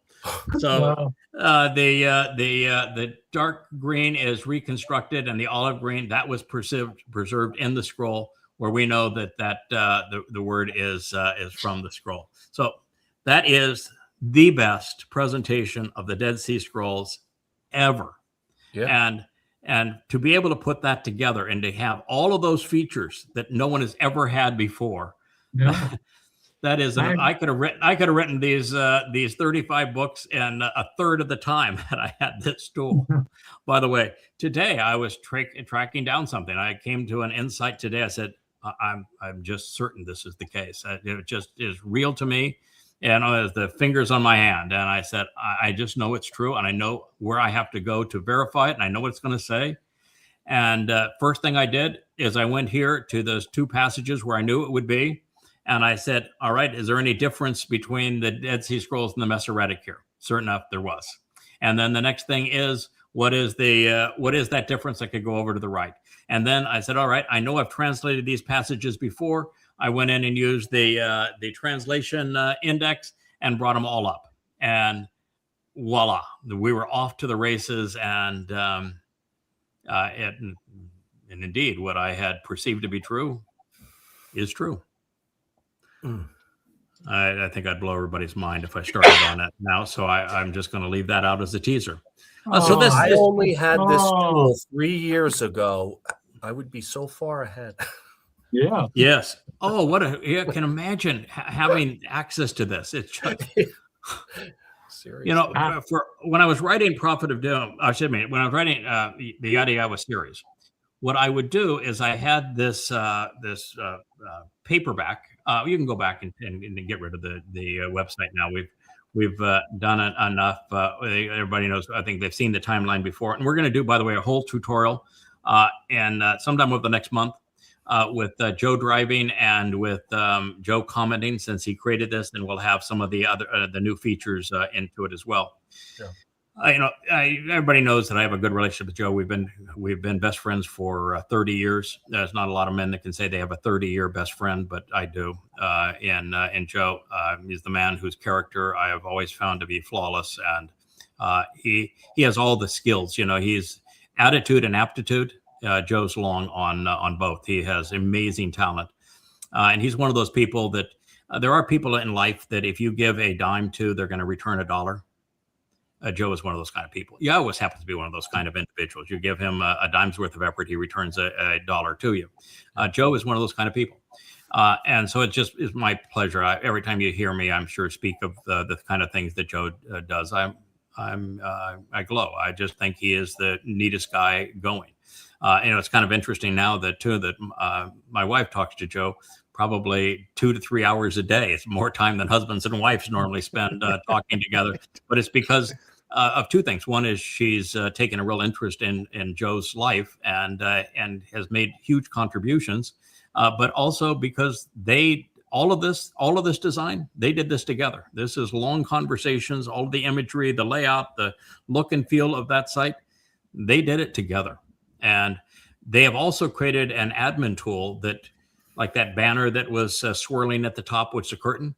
He has an admin tool that those who like to create that kind of thing, you can create 20 different looks. And every time you click on a new page, it will be a different look at the top. Everything else will stay the same. The banner will change, and he can show you how to load them. So on the glossary, you don't like something, he has an admin tool that you can go in and correct it. Not that anybody in our group would make a mistake. Yeah, we're laughing at mistakes because that is the thing that God is looking for. He wants most of all for us to make mistakes, because it's only when we make mistakes that we can demonstrate that we have the capacity to learn and grow beyond them. This is the key thing that he wants us to do, and part of who we become. Leah is standing up right here. We have a song to introduce. We have what? We have a new song tonight. But is it loaded? I think it's loaded.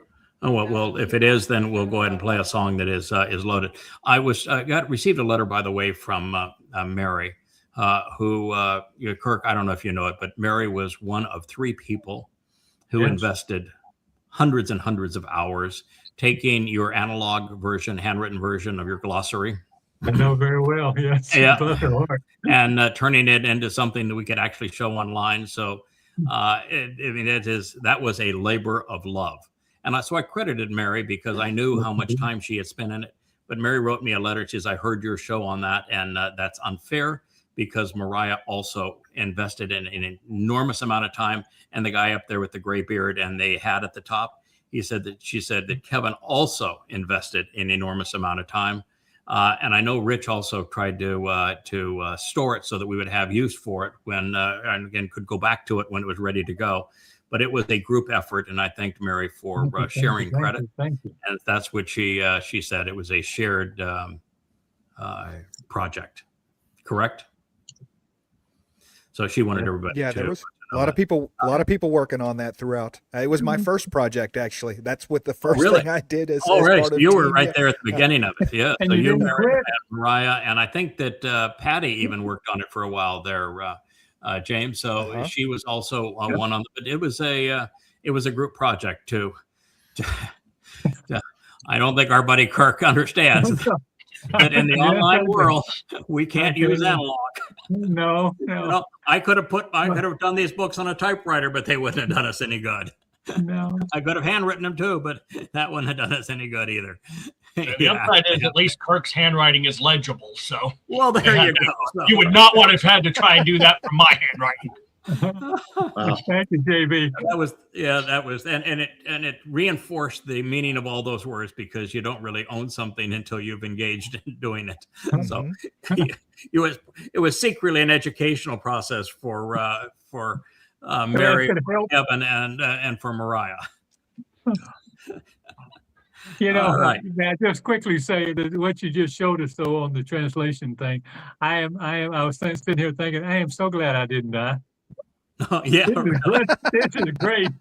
Yeah, you wrote me a note. I'm happy now. I see. Yeah. I can. Wow, what a tool. Yeah, well, I knew what we were headed towards. I just didn't know it was going to be that good. And I fought Joe on a few of these things. Like I never wanted an all. I liked the ability to go to Yeshaya, Isaiah, and pick a chapter and then verse, and just have that verse come up.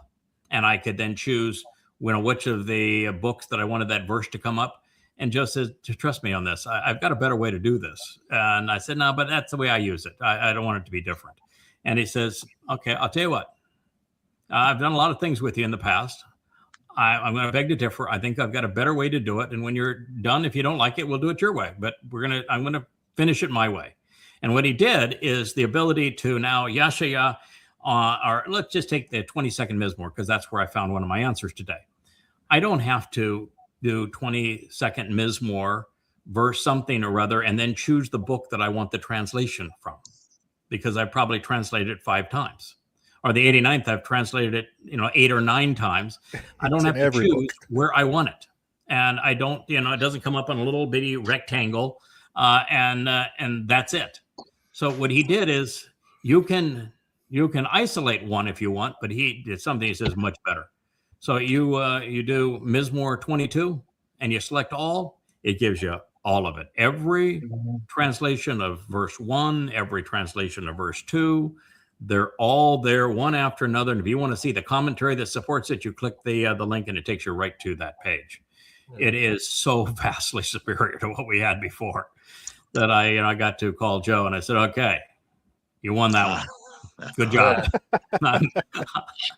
I am not only conceding unconditional surrender, but delighted to do so. Yeah, there we go. Unconditional surrender. And thrilled to do so. What you created is vastly superior. I wouldn't even contemplate using my way, because your way is so much better. It's a great tool. And the whole site is just absolutely marvelous. And soon we're going to have that interaction chat. We're trying to decide, do we write it from scratch or do we use Friendica, which has all the features and more of Facebook. And do we do that, or do we do our own? And the issue is that you do have to, right now on the website, we don't keep track of anybody. You can come and you're anonymous. To be able to chat, we can't do that. You have to have an identity. And people that are belligerent, we have to be able to block and the like. So we'll have to deal with that. And then we have to have some restriction on the Ask Yada, because we're going to have an embedded Claude AI system. They don't run free, and so there's a charge each time that it's used, but it's nominal. And so long as it's family, I don't care how often it's used, but I don't want a bot to go in there and click it 1,000 times. Yeah, the 47,000. There are people that had $47,000 bills because a bot went crazy. Yeah, and so we have to restrict searches to no more than 1 per day per customer, unless you are you have signed in and you're a contributor to the chat where we know who you are. Then you can question all you want. So that's the process we're developing for it. But so far we've actually run queries through it. It asked, so Yada, what's your favorite song? No, it got it wrong, but it wrote a beautiful explanation. The explanation was really, really well written. I liked it a lot. Maybe I need to change it. Yeah, pick the 19th, and it said this is a favorite, and explained why it's my favorite. I said, well, it's not my favorite. It's probably not even my my top 20 favorites. But I'm beginning, twist my arm. That was a really well written response. And so, I thought it was really good. That was the first effort at it. So we'll see how it all plays out. But as we're going now, there is no reason for us to be anyplace else other than these places where we can stream these programs and organize these programs, and people can watch them on their TVs and phones so that they're accustomed. Like YouTube is spectacular for that sort of thing. And then we're going to, we'll begin some more critical reviews that people need to hear, like more on Islam, but we'll put them all on Rumble. And, we'll have our video feed from Rumble, unless we get one of our other sites up where we're a little more rock solid on our organization. And then we'll do that. And by the way, on YouTube, the lead dog in the YouTube hunt right now has gone from 1,500 and under really hostile opposition in terms of what was being posted there a little over a year ago to 4,000 subscribers over the course of a year. That's pretty darn impressive.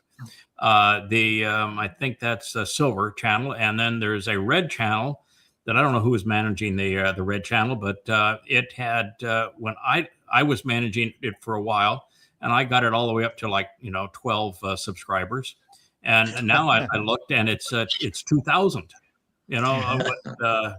6 months after I stopped managing it, it went from 12 to 6,000. So somebody's really good at it. I don't know who they are. The channel that it's kind of interesting, and it proves that the numbers don't the importance of subscribers is far less important than what those subscribers do. But on Blue, which is the one you're managing, and maybe you're managing many of them, Kevin.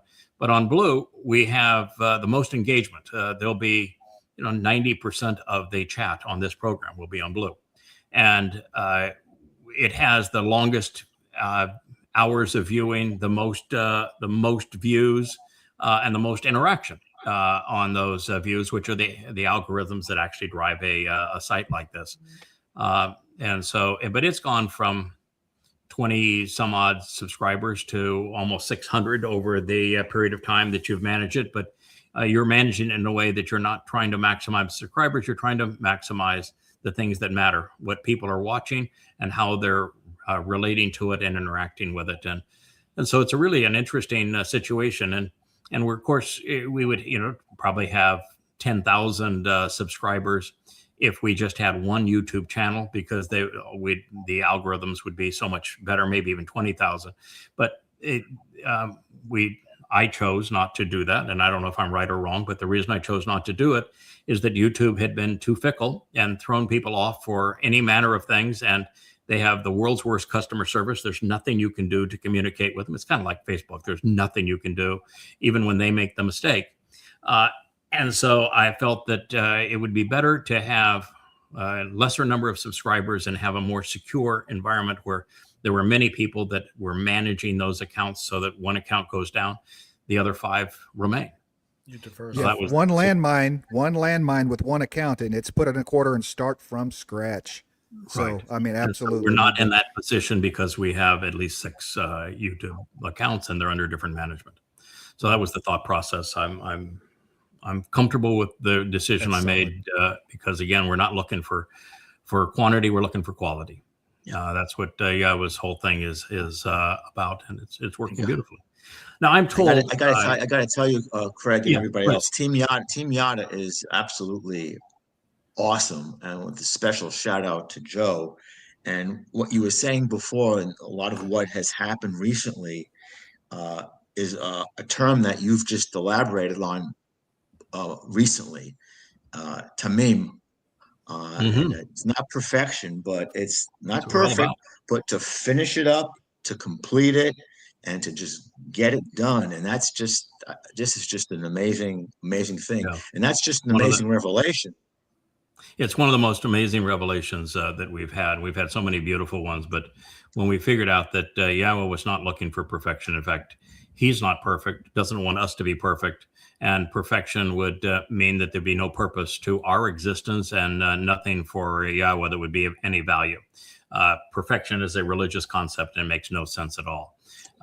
And we didn't know that until we realized what Yahweh was trying to do with Dode. With Adam, the cat out of the bag there. Adam is Dode, by the way. That's why he's the firstborn son of Yahweh. But with Adam, Dode, and by the way, Adam's not a name; it is a description. It just means the man. The man. And the man happened to be Dode. It's Dode's first of many lives, and the one we think of where he was king was not his first life, actually. But what God was looking for is, I want you to be observant. I want you to be thoughtful. I want you to be responsive. I want you to be reliable. And those are the things that God wants from us. And Tamim is the perfect example of that, because if you finish the job, you are, by definition, reliable. I thought it was one of the most profound insights. And therefore, you're not looking for a perfect Passover lamb. You're not looking for a perfect red cow in the Adamah Parah. God would have no use for one. There aren't any. And the whole concept is counterproductive. What he's looking for is, can somebody complete the job, or you're willing to get her done, because it's a lot that needs to be done. Can I count on you to see it through? And I found some people along life's way that he was able to do that with, and now he's put together a team, where everybody in the team is Tamim. We're all committed to seeing it through, and very comfortable in our roles, seeing it through.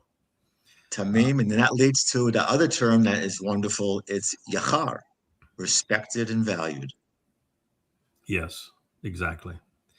Kevin, I'm told that Leah said there's a new song that has been loaded. Do we actually have one that we can play that we'll hear the audio, and then we'll go from there into a little bit of back into Psalm 89? Okay, absolutely. We will play Sukkah. Yeah, I'm going to do it now. Sukkah. Oh, yeah, that's the one I wanted to play anyway. Right. Yeah, because the nice thing about Sukkah was that was one of the places where I had some constructive criticism, and I said, there's some things here that the symbolism isn't in keeping with the instruction from Yahweh, and I would really like it if you could improve that.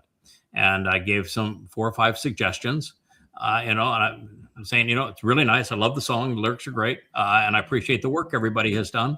But I also know who we're representing here, and where we're no perfect here, but we can be better on this one.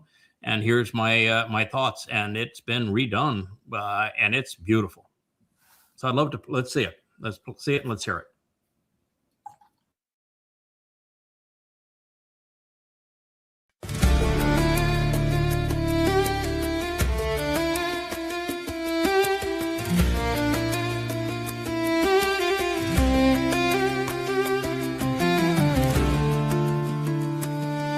The moon shines on Yahweh's good name, a covenant renewed ever the same. And our steps echo through time. The king returns, a family unwinds. He leaps with joy, the Adam a pair of calves set free. Promise kept, love for you and me. The remnant dance, their hearts aglow, singing in the joy they now know. Let the rhythm flow, let your spirit soar. This is Sukkah, come on, let's go. Stand upright, walk by his side. In Yahweh's love we all abide. No bows, no chains, no lords enforced. His love and favor, our true course. Not a God of ego, but of delight, inviting us to dance in his light. Man of Edom's got skin in the game, a promise kept for a brighter day. Eliah calls, the fire refines, the water cleanses, and the woman released.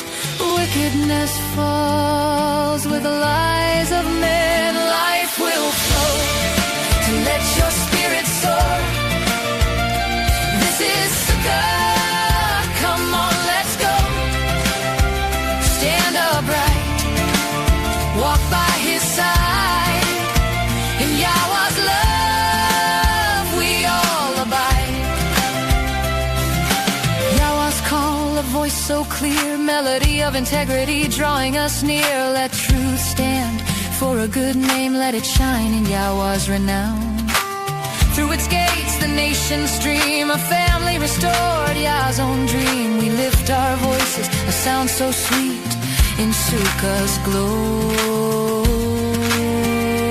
Is our King, down Shalom flows like a river wide. Doubt's throne is lifted on high from the herald's call into the night.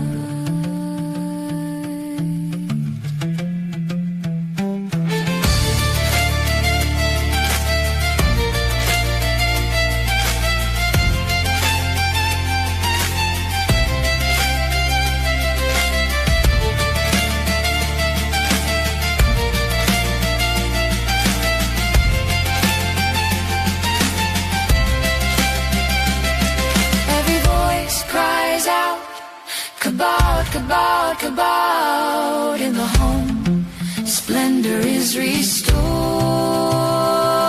A king's heart are his own people. The jewels in his crown, let them shine. Let the rhythm flow, let your spirit soar. This is Sukkah, come on, let's go. Stand upright, walk by his side. In Yahweh's love, we all abide.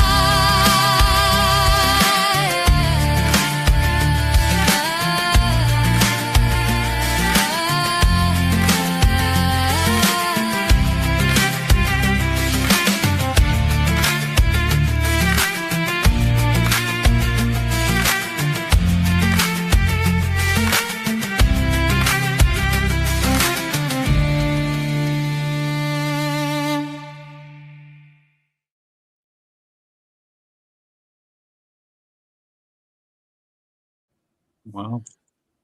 Wow. Good song. Wow. I think we could all be retired. Leah writes the lyrics. She comes up with the musical score. She trains the voice. She goes over it hundreds and hundreds and hundreds of times to improve it. And the team then puts all the graphics to it. She contributes, but there's a whole team working on the graphics. And then I think you make all the transitions. Kevin, you are Mr. Transition to make the whole thing flow together. And That's not what we call it, but yeah. Yeah, I don't know what it's called. I'm back there with Captain Kirk in the analog realm. That's why it was so funny to have Facebook accused me 3 times of cybersecurity issues. I could no more commit cyber security crime than the man on the moon. Well, yes, I am the man on the moon, so that's probably not a good example. No. Yeah. Nevertheless. Yes, I wouldn't know what to call it. But anyway, it's beautiful. And the lyrics are spectacular. The images is great. It's all reinforced. And I'm convinced, as is Yahweh, as was Dode, that if you can convey a message in a song, and particularly now with the graphic capability and the distribution capability worldwide of a song, it is so much more powerful than a talking head. Delivering words or written words on a page. Infinitely more powerful than written words on a page because they emote. And I think even with the voice inflection and ability, even a person's expression and delivery and cadence, the song is a much more effective way of communicating a message that becomes memorable.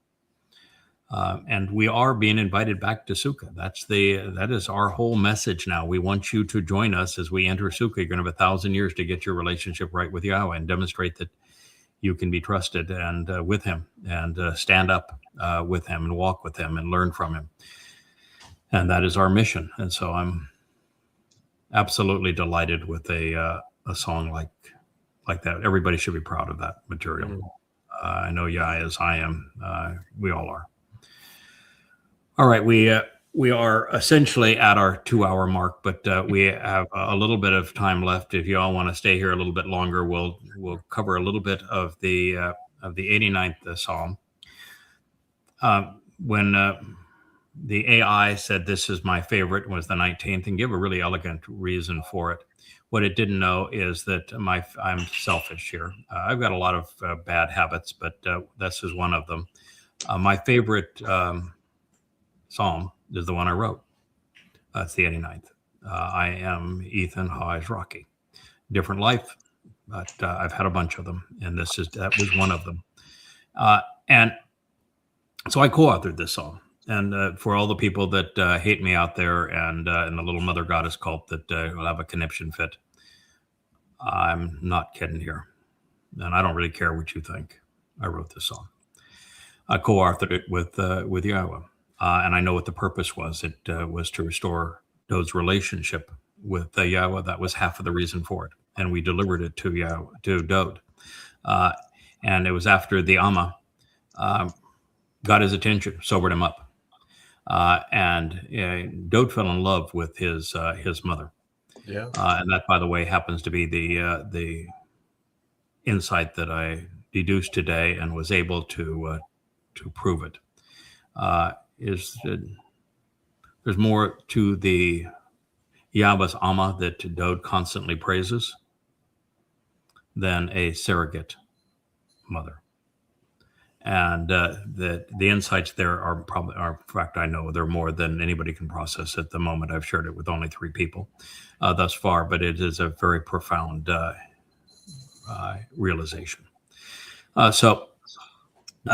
It's this Mizmor was written to bring Dode back to Yahweh. And had it not been done, then the world as we know it would not exist. It literally, that's how much is at stake here. This solved the world from spinning off into the oblivion and everyone dying. Dode is the answer. He's the one who fulfilled Pesach, Matzah, Bekodim. If he doesn't restore his relationship with Yahweh, those cannot be fulfilled. Those are not fulfilled. There is Yahweh's not returning. Dode's not going to be king of anything. It all ends in nothing. All over. So that relationship had to be resolved, and God couldn't do it on his own. There's a lot of things God can't do. And he can't renege on his word. He made a commitment. There's things he will tolerate and won't tolerate. And he doesn't do that kind of stuff. He walked away from Dode and was only talking to him through others. And he was really angry with his son. That doesn't mean he stopped loving his son. It's just that sometimes as a parent, you have to show tough love. You can't take the drug addict and put your arm around them and say, it'll be okay. Let's, you don't need to change. We'll coddle you. It won't work. Yahweh knew what he was doing, and he backed away from Dode. Dode had a conniption fit, lashed out at Yahweh. The Yahweh's Amma intervened. That's the last word picture. And then I delivered this to Dode. And it brought him back. Straightened him out. It worked. This was a nuclear bomb as it relates to that. But that was only half of its purpose. The other half is to bring Yehudim and Yisrael back to Dode. That's the other half. And that's why we're delivering it now. That's why we're going back through it again. Because we already solved that first issue. We brought Dode back to Yahweh. We reconciled that relationship that became, to use a term that we've been mocking, it became perfect again. Why? Because Dode finished the job. And he finished the job because of this Mizmor. And now, since that's already done, we've completed that job. The second purpose of this was to bring Yisrael and Yehudim back to Dode and back to Yahweh. That is its purpose. That's why we're sharing it. That's why we're going to go back through it. That's why it was written. And it does a marvelous job of that. It positions Dode as the one. He is the Messiah. He is the Son of God. He is the chosen one. He is the one who literally established the covenant. There is no covenant without Dode. You know, say, well, that's not fair. It was set up with Abraham. No one. It was narrated with Abraham. And when Abraham went with Yishak up Mount Moriah, and he says, don't take the life of your son, your only son, whom you love. Yeah, that meant that covenant isn't established until the only beloved son of Yahweh, his beloved son whom he loves, becomes the lamb. It was Dode that established the covenant, and Yahweh says it in like the third verse of this song, that he established the covenant through Dode. That means Dode's our savior. That's right. It's profound in its implications. And in the last passages, we read that Yahweh was going to use the end times Zeroah, the strong arm who cultivates the harvest for these upcoming 2 harvests, which are Shabuah and Teruah. And he's going to take down Rahab. Christians, because of their stupid translations and their New Testament, are convinced there's an Antichrist. There's no Antichrist. There was no Christ. Dode is the Messiah. He's the one who was crucified in 33 CE. And the simple truth of it is that God has a term for the misnomer known as the Antichrist. Because if you want to know what an Antichrist, the Antichrist would be Paul, who robbed Dode, who is the Messiah, of his credentials, his accolades, his achievements. So that's your Antichrist, is Paul. What God says is the person who's going to come, who is the great betrayer of Israel, who is the great betrayer of the world, who is Satan incarnate, that his name is Rahab. And we read the 4 passages, the 4 prophecies that Rahab is depicted, 2 in Yeshaya, 2 in the Mizmor. And he is brought down by the another life of Ethan Hajraki, which is why he writes of him in this psalm. And it tells Dode, hey, man, I've got your back, pal. I'm going to resolve all of this animosity that robs you of what you're ultimately going to accomplish in fulfilling this spring Moedim by taking down the adversary and the religions the adversary has founded, Christianity, Judaism, and Islam. And that's what we devoted the last program to. Now, the next line, it says, in your name, they continually rejoice. They celebrate these favorable circumstances. What's the favorable circumstance? That on Teruah, we take down Rahab, who is Satan incarnate. And once that's done, then Yahweh restores the earth to the conditions of Eden, and he eliminates all traces of religion, politics, conspiracy, anti-Semitism. It's all gone. Militarism. And so everybody is left is celebrating. In your name, which means Yahweh's name, they continually rejoice every day. And in your vindication and all that is right about you, they are lifted on high, enriched, they're empowered. That is exactly what God's trying to do for all of us. He wants to enrich us. He wants to empower us, raise us, take us to a higher elevation, increase our dimensionality is what he is offering. Then it reads, indeed, you are the empowering nature of their beautiful adornment and the fortifying aspect of their majestic splendor. This isn't just rhetoric for rhetoric's sake. What did we read in the final word picture? There is a woman, Yahweh's Amma, the productive mother, who visited Dode prior to the release of this Mizmor here, the 89th. And after she told Dode to sober up, to start respecting women for more than their bodies, and to realize that a woman that you can confide in and that is intelligent is vastly better. And then to recognize who you are. Do you know who you are? And then with him lounging around all day and doing nothing, she says, no, I'm going to dress you for success. I know who you are. And much of the story revolves around the fashion coordinator for Sukkah, who is going to do all of our apparel. So, if she doesn't like that hat, sorry, pal, but, she's going to lose the hat. She's probably going to do what she did to me. Do you see that image they did when I said that I liked the lovable rogue? And they created an Indiana Jones hat and magnificent. Right. Yeah, so I'm going to let her do the fashion coordinating because she's good at it. She owned her own high fashion line in her youth. So that's the symbolism here. She's going to dress us. She is the mother of the covenant. She is the mother of our Savior and our King, Dode, not just symbolically. And she is going to dress us all for success. We're going to look beautiful. So that's what that means, majestic splendor and beautiful adornment. By your will, your acceptance and favor, our brilliant trumpet and horn, which is symbolic of our status and our king, Karen, will be raised on high and lifted up and increased. Now, Karen, you've seen that word before? Anybody know where Karen is found? Where does it make its debut? Back on Moria. When Moria, Yitzhak that's is at the it. top of the, Yitzhak Abraham and and Abram. Yitzhak. Yep.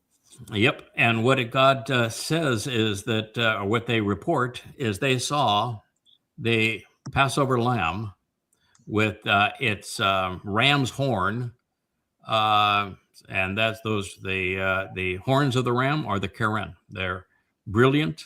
They're a symbol of power, of authority, of kingship, of leadership, of strength, and it was the Karen that identified that's the Passover lamb. Mm-hmm. Well, so when God tells a story, you better pay attention, because he's going to reuse the term. In fact, I would say, fellas, that has been the method of growth here recently, is recognizing the pattern in the words, and how when Yahweh uses a metaphor, it's infinitely more powerful than just a word picture. There's something important that he is telling you every time he uses it, and he wants you to relate where Karen was used before. And to where it's used now, like this discovery that I found this morning. I found the Rosetta Stone that cemented prophecy to prophecy, and you only can do that when you literally fall in love with the metaphors. When God says something's going to be a sign, and you realize, where did I first see? Oh, yeah, I know where I saw that. How does that relate to this time that it's a miraculous sign? Oh, yeah. You put the pieces together. And that's what Karen means here. So so if I'm making a big deal of it, you think that I'm being religious about the words, okay, I'll stand accused. I love these words. You wrote a glossary, literally. A lot of words. Glossary. If you don't love the words, you can't do that.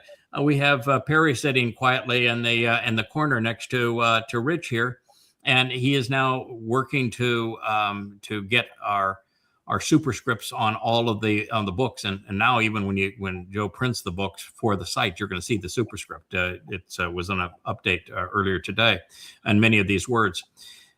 And what he said is the thing that I'm loving about this project is I'm coming to love the Hebrew writing, those pictographic letters, and coming for the first time to really have a full appreciation of how the detail of each word builds this picture, this word picture together. And you end up falling in love with these words, celebrating these words, because they do help you see the portrait that God is painting, and you understand how all these pieces and passages work together, how this one draws you back to the proof statement. So what is the purpose of this? I'm trying to get Dode's attention to say, this is your calling. This is what your life is set up to achieve. You're going to be that lamb. These are your horns. Your crown, pal, is in those horns. And where did you last see those horns, pal? You've read the Torah. Where did you see them? And so when I'm delivering this to him, I'm having this exact same discussion. Okay, Dode, where did you first see Karen? And you notice everybody here knew exactly where it was. So will he. And then it will dawn on him. And to say, wait a minute, beloved son, I am Yahweh's beloved son. I'm even called, my name is beloved. He said, I am your father, you are my son. And at that moment, the light will go off. Passover lamb. I'm the one that gets to fulfill it. Obviously, it gets fulfilled in year 4,000. Yeah, that's the story in Genesis chapter 1, the fourth day. And the greater luminary being a sign, an oath for the Moedim. And the lesser luminary reflecting his brilliance. That is exactly what he would have put those pieces together, and he would have seen himself, once it's explained, in that position. Then it next says, for our gift of deliverance and protective covering, Magan Anaknu, our defense and our shield, are in accord with Yahweh, and on behalf of the Kodesh, set apart one of Yisrael. So, who is, oh, by the way, it says here, I'm going to read the end of it, and then I don't even need to ask the question. Okay. I was going to say, okay, guys, who's the set apart one, the Kodesh of Israel? But if you read the end of it, it says the set apart one of Israel, our Melech king. Okay, so you want to know who the set apart one of Israel is? it is Dode, our king. Dode. Yep. And so it says here that is the gift that delivers us and protects us. Now, there's only one way you could do that, fulfill Pesach, Matzah, and Bekurim. How were the children of Israel delivered from the crucibles of human oppression 400 years earlier to Dode's life in Mitzrayim? Pesach, Matzah, and Bekurim is what delivered them, correct? Mm-hmm. Yep. So the gift of our deliverance and our protective covering in accord with Yahweh on half of the set apart one of Yisrael, our king, it means that he had to fulfill Pesach, Matzah, and Bekurim.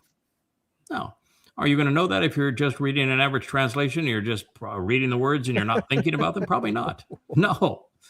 But that's the advantage. And I don't know who it was when we were having our lunch today said that, the translations are really nice and helped a lot. But it's the commentary that explains it. And we aren't here without that commentary. The commentary is what it was Rich that I'm said. not here without the commentary. Yeah, Rich says, I'm not here without the commentary. Me either. I'm not even here without the commentary. And I wrote the commentary, You but did I a wouldn't be here commentary. without the commentary because the commentary is the whole process that leads to understanding. That's the key thing is God is drawing pictures with words. And the more you understand those words and the more connections you can make with other places he used those words, the more you understand. The more you understand, the more you can understand. It's like you're a doctor, Jeff.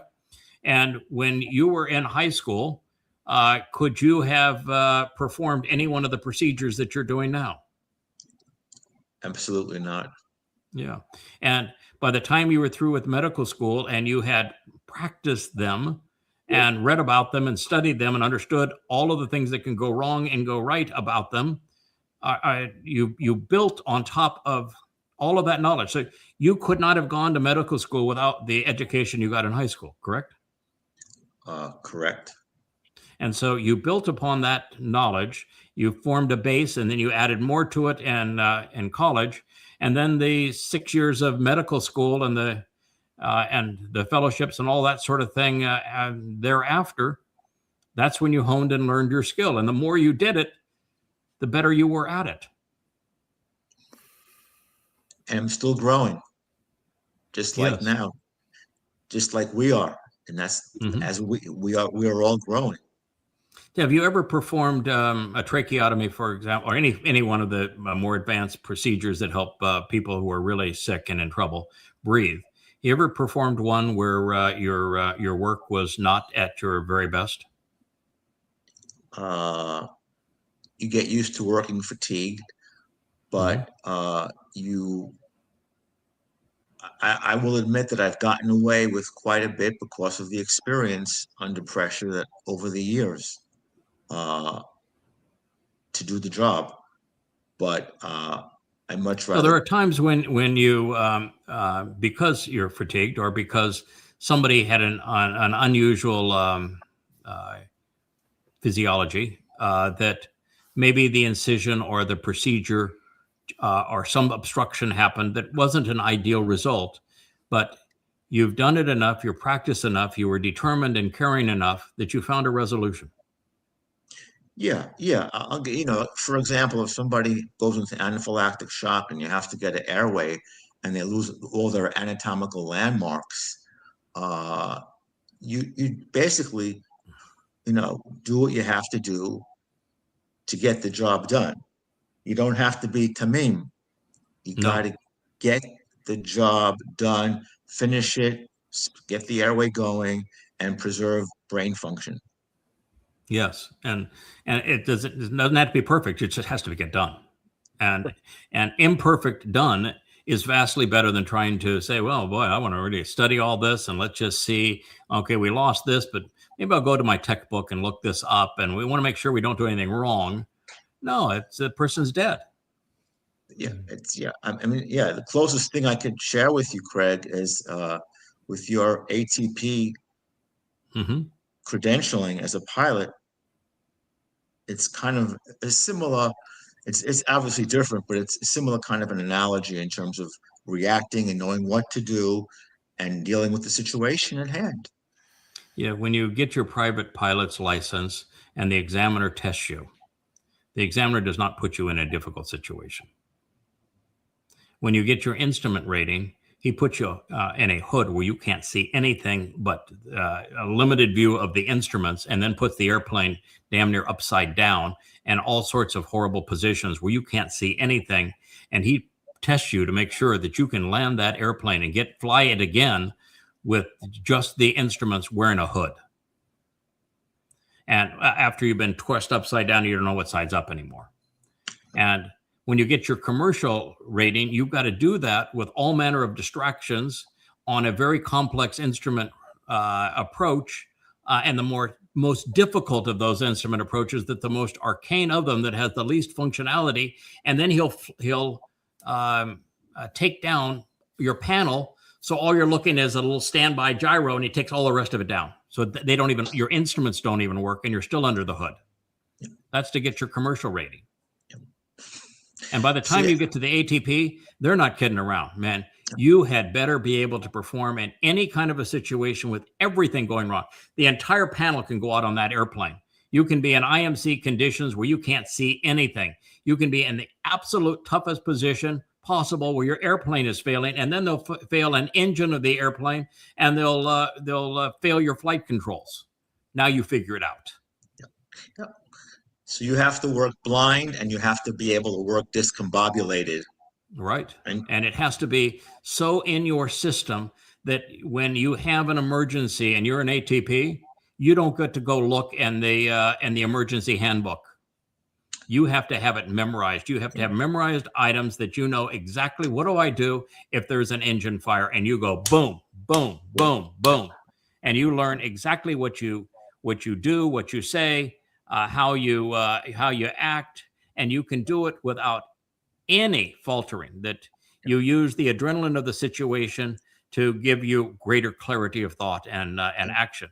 And that's the ATP. So what you're doing is you're building on top of building. I couldn't pass the ATP examination had I not passed and learned everything necessary in the private pilot, and then the instrument, and then the commercial as you go up through the process. And then the airplanes get more complicated, and then the systems become more complicated, and there's more things to fail, and you're going much, much faster. It becomes reflexive. It becomes reflective. Exactly what you're doing. This is exactly how not just translation works, because it's an art form that is built upon practice and experience and exposure. But even more than that, that's how the commentary and the insights work. I will now see insights even when I'm not looking at the words, and it'll come into my mind and says, "Oh my goodness, that's the way it has to be." And I'll understand why it is, and then I'll know where to go to verify that that's correct. Now, I couldn't do that 24 years ago. I couldn't even do that 5 years ago. And the beauty of that is that the level that I'm doing it now is romper room compared to the level we'll be doing it 4 years from now. That's right. And that's the joy of it.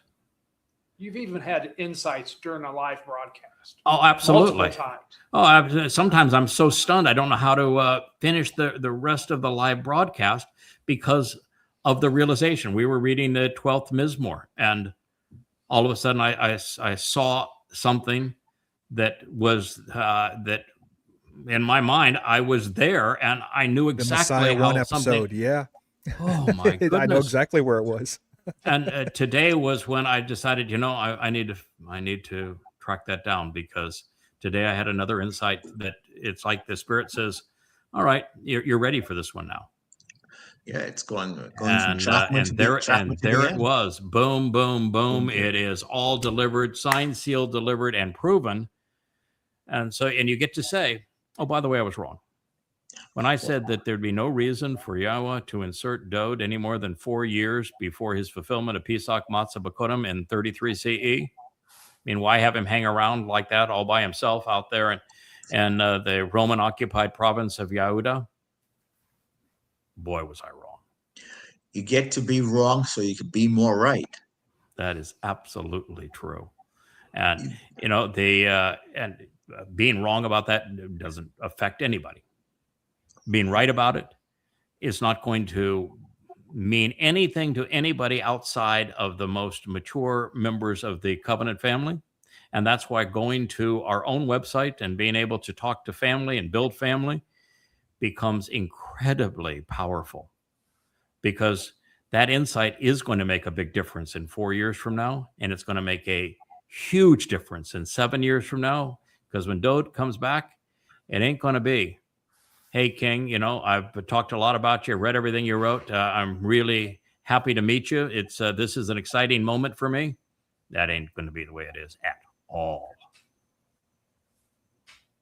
Hello, son. It's good to see you again. I have a question for you. Okay. Yes. This week's you've had some pretty extraordinary podcasts. Mhm. And when you were going over Mizmor 13, and Dode was basically saying, Abba, Dad, when are you going to let the cat out of the bag about me? Yeah. Time frame wise, I was trying to figure out when that could have been composed. Yeah, the interesting thing about Dode is, another time I could say I was wrong. I had thought that Dode wrote his Mizmor early in his life when he was less conflicted, because later in his life he became really conflicted. If you look at the series of events with Obed-Edom having to intervene to get the Ark of the Covenant into Jerusalem, Yahweh was not talking directly to Dode anymore. You read 2 Samuel 7, and it's Nathan that is communicating from Yahweh. And then you read what happens thereafter with the Bathsheba incident, which is just horrendous. I mean, it's worse than you can.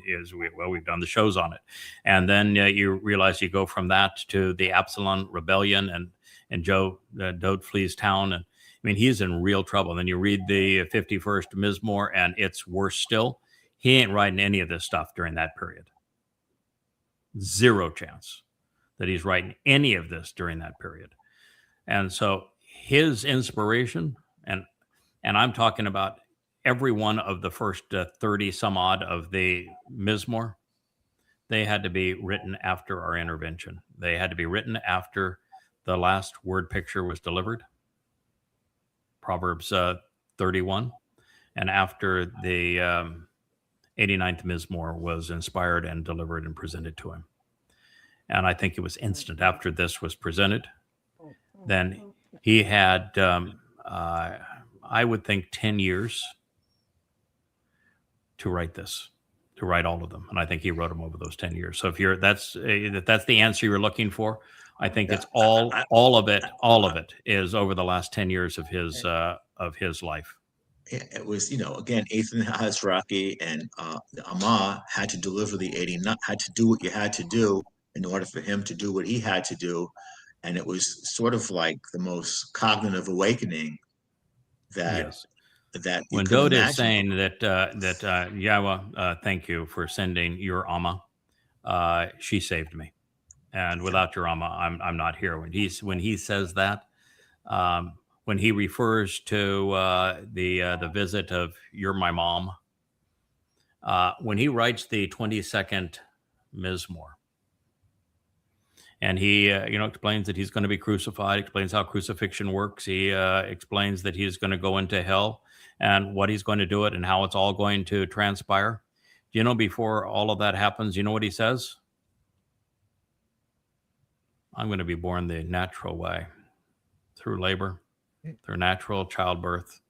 I'm going to have a man that impregnates a woman, and she's going to get pregnant, and she's going to deliver me in absolute normal labor, and I'm going to be dependent on being nurtured through her breasts. Does that sound like a man to you that was just dropped in 4 years before all this occurred? Nope. No. So then if you go to Isaiah 7:14 and there you have that prophecy that Christians have stolen that says a virgin will have a child. I doesn't say that at all. Wait till I share with you what the word is that was chosen for that little gem that is held up to us, and you will know exactly who the mother and father was of Dode and why he was not inserted 4 years before. Wow. But he had real parents for the first time. And all of his existence, his first life, he didn't have a mother and father. He was conceived as Adam. Oh, man. And the life that we know where he was king, he hated his mother and barely knew her, if he knew her at all. Hated her and called her a whore. And his father was a despicable man. Oh, He never yes. knew so Yes. here's a man that's being set up to be king of the universe, guide everyone, be, ultimately the father figure for everybody, and he's never known a father or a mother. You think that's fair? Do you think that would work? Are you going to send, if you're God, you're going to send your beloved son to fulfill Pesach, Matzah, and Mekodim and have him hang out there all by himself? He can't even find anybody to celebrate the Moedim with in advance. No one to write down anything that he has. No one to talk to. No one to support him when it gets to be grim. You think that God's going to do that? Makes no sense. Yeah, that's rolling the dice to have a big typical time. an orphan, Yeah. and hope that they grow up to be well adjusted and to the point that they're going to do the things that need to get done. Zero chance No. of that. Yeah. So I will share in the future exactly what happened and when it happened and why it happened that way, because it ain't what we've thought in the past. I don't know how relevant this is, Craig and gentlemen, but as a biological aside, we all know that mitochondria are the conduits and power every function in our bodies that give us life. And that aside from the DNA that we get from each of our parents, the mitochondria has its own DNA, Mm-hmm. and it is solely derived from the maternal side. Mm-hmm. The essence of life, which does everything that we do, even now, speak, move our arms, talk, lift, the mitochondria function as a result of our maternal Mm-hmm. DNA. I'm just throwing that out there for you. But how does a woman get pregnant, and how does a family operate without a father? Well, there's plenty of test data and statistics to show how that works in today's world, especially. Poorly. It doesn't. It doesn't. It doesn't. It is an absolute crapshoot. If I gave you thousands. this idea that he had a mother but he didn't have a father, then I was not a very good communicator. Dode has a father. He has a mother. When he referred to the intervention in the 31st Mizmor as my mother, and then he writes all the Mizmor saying to Yahweh, thank you for providing your Amma, your productive mother. She saved me. She's not a surrogate mother. She's the real. And who did it celebrate? Her husband. Wow. So no, he did not just have a mother. He had a father. I wasn't implying that. I was just saying, making the point of the way that how important maternal DNA is to our everyday existence. Yeah, I'm agreeing with your point. I think your point's a good one.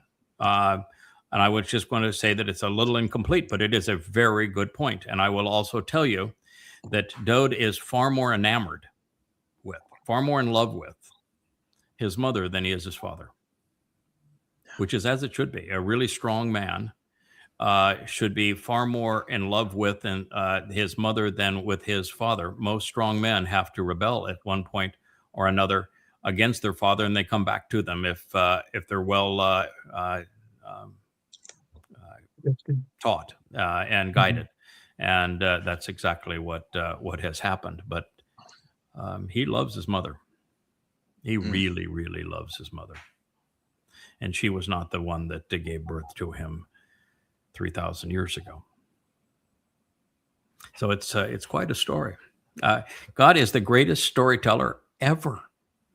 And how he has managed to conceal this all this time and why he managed to conceal it until this time is part of that story. And it's actually woven into the words that he used to tell the story. Why he chose to conceal it, even though it was blatant. It's right there, undeniable. But we never saw it. I read right past it. I remember trying to translate the 22nd Mizmor and saying, okay, womb means, source of origin. Therefore, he's coming from heaven. And he is suckling on his mother's breasts. It's a metaphor for, it's nurturing. And, maybe it's the set apart spirit and she's nurtured. No, it is. He used 5 terms in a row that says, I was born the old fashioned way. In the midst of his declaration that I'm going to serve as the Passover lamb and I'm going to be crucified. And he didn't end there. He explained who was with him when he was being crucified and who was with him when he went into Sheol. Yeah. He actually told us who was there with him. He didn't go alone. Now that's a mind. I think we know who those individuals were. Yeah, I'm pretty sure I know who was there with him. That's the moment that I had on the 12th Mizmor where I said, I don't know how to finish this now because I've seen it. And now I proved it. Does it mean anything to anybody that's outside of our community now? Not a thing. In fact, it will freak the people out that have no business being part of this community. It'll freak them out. Right. Yeah. And good. The further they go away, the better. And there's literally nothing they can do to disrupt what we're about at this point. God's really clever at this. He does not let this kind of stuff go to chance. He's really got a well-oiled machine. He knows who he can trust. He sets them up in such a way that he infuses that soul with his spirit. And sometimes he goes all in with 7 spirits, and he makes certain that at the right time, you figure it out. If he had said, hello, young man, you don't know who I am, but, you're going to figure it out in time. And I want you to expose Islam for me. And here's the things. If he had said, oh, by the way, let me tell you the whole story. He had said that, I think you'd just be a puddle right there. You'd say, no, come on. You don't lead with the Adama Parah. I've always said no. And it turns out the Adama Parah isn't the big deal. It's just part of it. That's just part of the story. And so, how about you want to go into hell? What do you think? Think you like crucifixion? And by the way, not only are you going to experience that, but I'm going to hide it from the world. You will not get any credit for it. You're going to do it strictly for the love of your son. Good enough reason. You're going to demonstrate what's going to be important later, not now. And so you're not going to see it until it only matters to you. And you can now, when we finally meet, Yao and I for the first time, and we're all huddled up and this is what we're going to do. You say, yeah, it took you a while, but you got there. Now you know how the picture fits together. Now here's where we're going to go from here. What it does is take all the pressure off of all of this because we've been there. We've done it. There is zero chance that we're not going to prevail this time. Every other time we've come through. We've delivered it much tougher situations than this one. And we had what it took to finish the job. And it's the same thing as here. The story is they're already written. He's very clever the way that he arranged all of this. And so we don't have any pressure on us, guys. The job gets done. And when you look at now on the way that there's this growth and understanding and the way the whole picture is coming together, and then you combine that with the way that website is coming together to be a legacy for the next 1,000 years and a place we can direct people to learn and to grow, coming together right at the perfect time. So I'm pretty excited about that. Anyway, so these 3 refrains that I just shared, in them, Ethan is affirming many things. First, Yahweh's name is vital to our survival. We know this because those approaching Yahweh's light continually rejoice in his name. That means that if you're going to be there, you know his name, you use his name, you love his name. That's what it means. Which then, what's the next thing you would derive from there? Know Yahweh's name, you aren't there. You aren't among those rejoicing. You're sad because you're gone.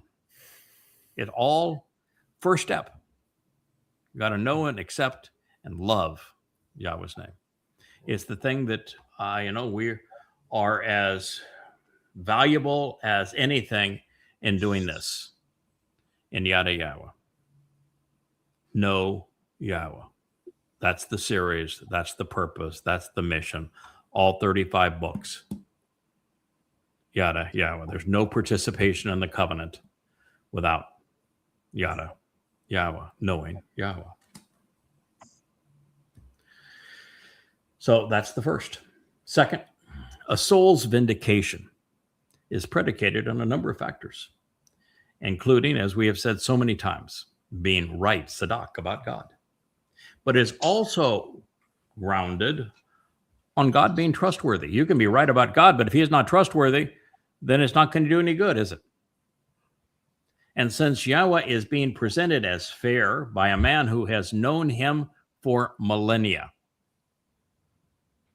at this point that he's writing this, he's already known him for just shy of 3,000 years, 2,400 years at this point. That's a long time to know Yahweh. Now, at this point, I've known him for 5,400 years.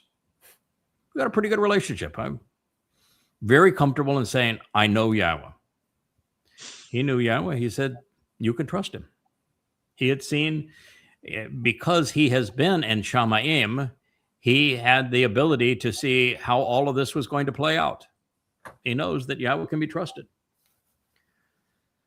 And so we can be assured that we will get what we deserve from this equation. And it's one buttressed by accuracy on both sides. Our responsibility to be accurate, God's commitment to being accurate. It is tzedak for tzedak.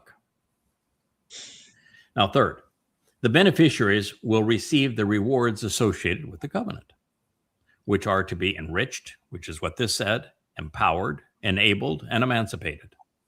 Those are the benefits of the covenant. That's what these covenant members are receiving.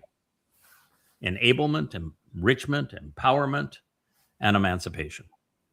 Boy, think about it. Emancipation seems like such a simple term.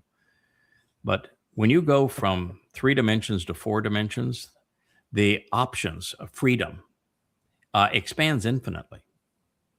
And the ability to do things and the power and the opportunities, the destinations, the things you can explore, see, and experience when you go from 3 to 4 and then 4 to 5 is, well, it's irrational to say infinitely squared, but it's infinity squared. And then to go to the 6th dimension is infinity to the 3rd power, and then to the 7th would be infinity to the 4th power. Now, that's extraordinary. Now, I'm talking here with a mathematician in the room, and he says, you are an idiot when you talk about infinity and squaring it. But I'm using words to draw a picture, not a mathematical equation. Okay, you can't take infinity means it's a number that has no end. To be infinite has no end. You cannot be infinite, by the way, unless you're growing. So this whole idea of us constantly learning, us constantly growing, us constantly being observant and discovering and thinking and contemplating and making the connections to understand, it is not just of interest to it. It is the requirement for us being infinite. Even God cannot be infinite if he doesn't grow. Being infinite requires constant growth. And this is the way to do it. It's what happens up here. So we're enriched, we're empowered. God, and as God's children, he also lifts us up by replacing the burden of our physical bodies with light and energy. That is how we can be empowered. E equals MC squared. Fourth, Ethan is attesting to this transformation by depicting our souls attired in majestic splendor. He's seen it. He's married to the seamstress, so he's going to mention this, and it's important. We will be fortified and beautifully adorned. This is reminiscent of the meeting Dowd had previously enjoyed with Yahweh's Amma, the 31st Mashal, the final word picture, which is what this series is part of. As it was chronicled, as we know now, in the 31st proverb, the final one. Proverb means word picture. Yeah, she was presented as a stylist and a seamstress, adorning Dowd and all others within the covenant. We're going to be wearing Leah apparel, and she's good at it. She's doing, that website is beautifully styled. Our books now, they're beautifully styled, right? Mm-hmm. Guess who? In fact, when I was kidding with Joe, not kidding with him, I said, Joe, can we do this with that? And he says, no. I said, excuse me? He says, no. This is, I work with Leah on the styling of this site. Leah has her decisions as to what she thinks is the proper way to brand and present this. This is her idea, and no, we're not changing it. Put you in your Knows place. better. So, smart man. Okay. Said, go ask Leah if you want to change your website, Craig. Yeah. Yes, absolutely. Well, the funny thing is that when Leah and I have a discussion on this, and I said, Leah, we're going to change it, and here's the reason why. It always gets changed. Anything that I ask Leah for, she will give her reason. I'll give my reason. If her reason is better, we'll Sure. go with her reason. Mm-hmm. But I'm pretty bullish, they say, and I've got very strong conclusions and ideas that I feel responsible for, and I'm not going to let anything stand in the way of fulfilling that responsibility. So what Joe actually said is, I know you have some sway with the Leah. Why don't you talk to her about it? Then I'll do whatever you'd like me to do, is what he had to say. Okay, fifth, Ha is Rocky is drawing our attention to the initial sighting of the Passover lamb with Karen. We talked about that as we were reading through that passage. 1,000 years earlier on this same mountain, Yahweh spoke to Abraham and Yishak from the top of Mount Moriah, which means to respect Yah, to revere Yah, and said that he would provide the sacrificial lamb. Thereupon, Abraham looked up and he saw the lamb with its keren, its radiant horns, caught within the thickets. Now, this is important because at the time, Yahweh told Abraham not to take the life of his only son, whom he loved. And so, with Dowd having been proclaimed in 2 Samuel 6, which is much before this, our presentation of the 89th Mizmor. So he's already heard, tell Dowd, he is my son, I am his father. So he would have already had that information. With that information and this connection to the presentation of the final narrative test of the covenant on Mount Moriah, the pieces fit together. That's how I came to this conclusion, and having done it this time, I'm sure I did it the previous time, and I presented it to Dowd this way, and he came to understand it and accept it, because the next thing we had a conversation of, this is why it's in God's interest. And listen, pleasing him is a really good idea. You're going to pay dividends forever. And it's why it's in your interest personally, because you're going to have to lead these people forevermore. And when you understand it's also in your people's interest, because you put them through in a very tough position with some of your choices, and you resolve all of that. It's in Yisrael's interest. It's in the interest of the planet. It's in the interest of Yahweh. It's in your personal interest. This is the right call. And come on, it's a little over a day. The end of Passover and through Teruah, it's a day and a few hours. We can do this. It's just that much time. For all eternity, come on. I'll be there with you. We can do this. Absolutely. But we're not going to risk it all by leaving him out there hanging by himself. We're going to support him in all of this. So adding to the intrigue, teruah, known as trumpets, that on this day, the shofar is blown to garner the people's attention. And Karen horns were symbolic of that shofar. The shofar is a horn, just like this. So that speaks of what's going to happen on teruah, which is instrumental to accomplishing this.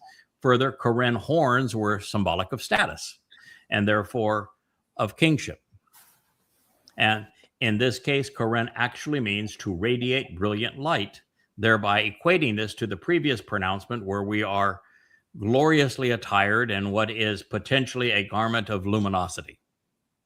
In this way, we're elevated dimensionally, increased in every capacity as we are lifted up to heaven and raised by our Heavenly Father. Sixth, the value of our spiritual apparel is affirmed by calling it the protective coverance that is a gift of deliverance. What a beautiful way to describe it.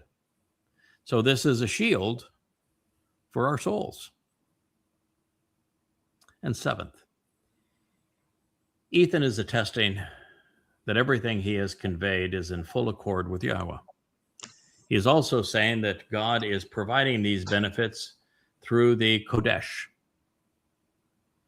He is the set-apart one of Israel, those who engage and endure with God. He is our king. And should anybody be confused, the prophet immediately says that the set-apart one of Israel is our king, Dod. So when God says, I'm bringing back his seat of honor and his authority and his throne forever, he's announced that our king is Dod. So the role of Savior is easily identifiable, and it is not transferable. This song about Dod is who he was and who he will be as king. He is the one who has already been specifically named in it multiple times and will be again. Therefore, none of this applies to a religious myth. It is not transferable. Now, that was extraordinary. And what we're going to find out what comes next is even more illuminating, but we have been 2 hours and 45 minutes, and that's a long time for everybody to sit still. Will, any thoughts as we close? No, it's been, I think we had a real fascinating evening here tonight. But like, my process, I like to take it, I jot down notes, and then I go back and I read and recite and I go through it. But nothing in particular right now. No. Yeah, that's the way I do it too. I don't. My notes are usually mental notes. Yeah. So I'm reading the 12th Mizmor, and I said, "Oh my goodness, that is quite the vision." And I said, "I think I need now to go and track that down." And now I'm making my way through the 89th Mizmor further down. I said, I think this is the place where I need to go ahead and track that down. Let's go and find the root. So I come into the show having done that. So it's I'm cheating in a way. So I'm a little further ahead just because I don't typically talk about things that I haven't already gone through the process that you talk about. Yeah. So I use the same process.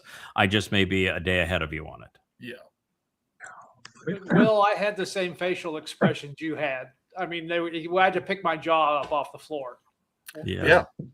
That was Rich's comment. Rich, when he first came in this morning, I said, "Are you ready for an amazing insight?" And I said, "So here, my friend, sit down. I'm going to tell you something." And he just went, "Oh, of course."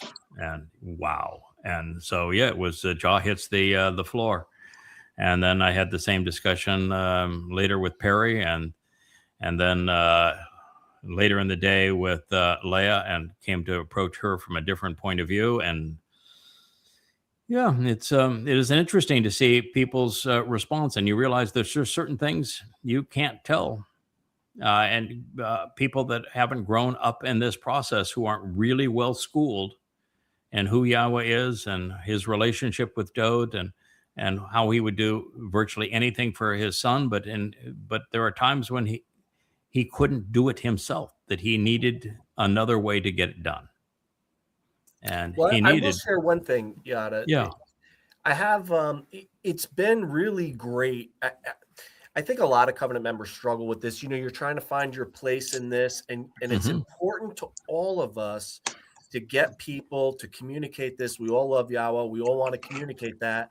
And, but now with the paradigm shift, it does take the pressure off to say, okay, yeah, performance isn't going to be measured by how many people we get at this point. no, So we need to shift and really reorient towards the website, and maybe it's a more insular process for all of us, less outreach. I don't know how it'll all come about, but it really does take a lot of pressure off. I will say that.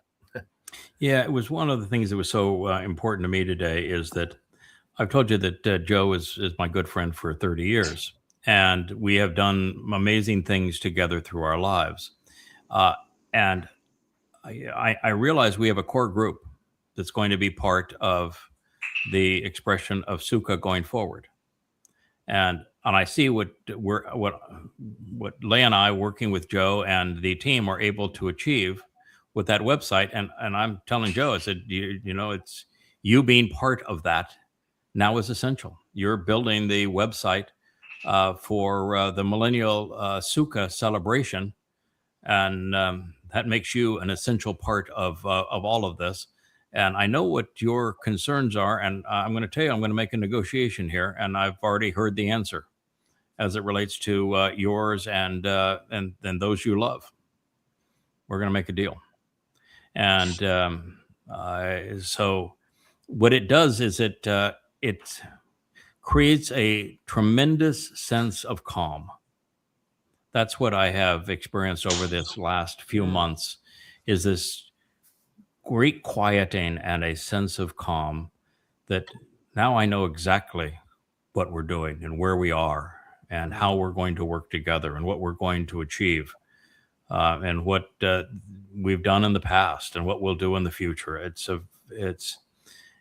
to say that Yah found out a way to keep his people and his plan apace, and he's good at this. He has inserted who we need to insert with the right tools, equipped to do the job many times, and it has always succeeded. And he isn't about to fail this time, nor the next time. And we can really relax and be comfortable that where we should be, we're doing the things we should be doing. And what other people think about it is now completely and totally immaterial. Don't care. And we shouldn't care. Our job is to prepare ourselves and to develop the material that can transform those souls that listen to the witnesses and are part of that great Teruah celebration into Kippurim and into Sukkah. That is our job. Is we're not preparing ourselves for our own sake. We're preparing all of this for their sake. It's the best position we could possibly be in, making a contribution to other people's lives that pleases our King and our God and his people. And what's amazing and stupendous, Craig and gentlemen, is that the timing is impeccable, in that these magnanimous revelations that are coming now, and the understanding and putting together things in rapid fire that have taken this amount of time, and with Joe doing what he's doing in this period of time, it's just I find that's amazing. It's just the way it's taken off. These revelations. I mean, this addition, this website now is facilitating that rapid growth that is necessary. But let me give you a little insight here. It's interesting how the pieces build on top of pieces. So I have a guy sitting here to my right. He kind of looks like Elia. So he is our Elia man. He's the one that began to work with Claude, and particularly with Claude, to train Claude how to do these kinds of things. He had a conversation with Joe, and he says, I know that we're building a site using some WordPress plugins, but they're all pretty clumsy. And I know what you want to do is you want to write your own code to do this. But let me give you an insight as to what you can do that most people can't do, since you are a gifted writer of code, particularly for internet applications. At one time, he was the best in the world. And he says, with what you know and the parameters that you could write, you can be 10, maybe 100 times faster in getting these things done and getting them done well, if you put Claude to work for you and give Claude very, very specific instructions as to what you want done. And the reason for the very rapid development is that Joe said, okay, I'll try that. And he kept, every time he would do it, he would call me and he says, you can't believe what this thing did and how that worked and how I wrote code to give it a path to follow. And then it took it from there, and then it compiled, and he says, I can't wait to show you what I did yesterday. And he says, in the olden days, that would have taken me a month. And this time it took me a day. So part of it is that, Rich started him off on the right path. And Rich knew that there was the potential there, and he's a technologist, but really wasn't in a position where he said, I can't create a website with it, but I understand the technology and how it will work and how people are using it. And you're just more gifted at it. You can do this. And he did. And that's how family created a better outcome than it would have been independently. He's doing exactly what I said he was going to do. Yes, you were going to make a fantastic website. That was one of our first conversations. Mm-hmm. And he didn't have a clue how these but I've pushed all your data into every LLM I can since 2020. Mm-hmm. And they were horrible. Mm-hmm. The responses. But once they figure out and I go through the conversations, every LLM sees what your translations as a mathematical formula, because it is. You follow the rules of Hebrew, and that is written in stone. It's not a Romance language. So these models see it as a mathematical process, every one of them, and they all come to the same conclusion. Your writing isn't life-changing, it's reality-changing. Yeah. You are rewriting reality. And the LLMs even recognize that translating this way in your technique proves itself. So now you have a self-fulfilling loop that verifies what you do. That's how I verify what you do. And I knew that walking in here when I told you, mathematically, statistically impossible that you are not the Nakar. Yeah, what Rich does every time I have a new profound insight is he has the AI trained to search the translations that I've had and to either negate them or verify them, and then logically go through what is from this he has deduced the following conclusion. Can you either verify that or nullify it? And what happens each time is that translation is not only valid, it is transformative. And the conclusion is earth-shattering. It is absolutely valid. And that's not one LLM. That's every one I've ever worked with. And on every issue. Every single issue. All the time. And that's a lot, because every AI, every LLM is designed with a popularity bias. Yep. And there's nothing ever that is less popular than Yahweh, his testimony, or a finding that is anti-political, anti-religious. And so we are at the far extreme of the rebuke of AI because of their popularity bias. And when you tell the AI, I'm not looking for popularity bias. I want you to look at these words, determine if they're translated correctly, and then if the conclusions are valid, that are drawn from them. And then you get them into the math of the whole thing. And they all come to the same conclusion all the time. Yep. On every issue. Every time. Every time. What you have to do, if you're going to do this, is you have to scrub your mind of religiosity and go with an open mind and engage, put in the effort to come up with the truth as clearly as it can be represented, and then to explain it and justify it, and then to put the pieces together so that you can go from knowing, for the first time, knowing, to beyond knowing to understanding, and then building on top of that understanding to see the whole picture. It's like a tree that grows from, an acorn up to a mighty oak. How gratifying to hear I'd about like to make a AI being comment, used too. intelligently. I go from the opposite side of Rich. I start with the math model, and then I throw your translations to it. And it solidifies my math model by throwing your translations of the Torah to it. So it goes both directions, whether you start with math or you start with the Torah. It's rock solid.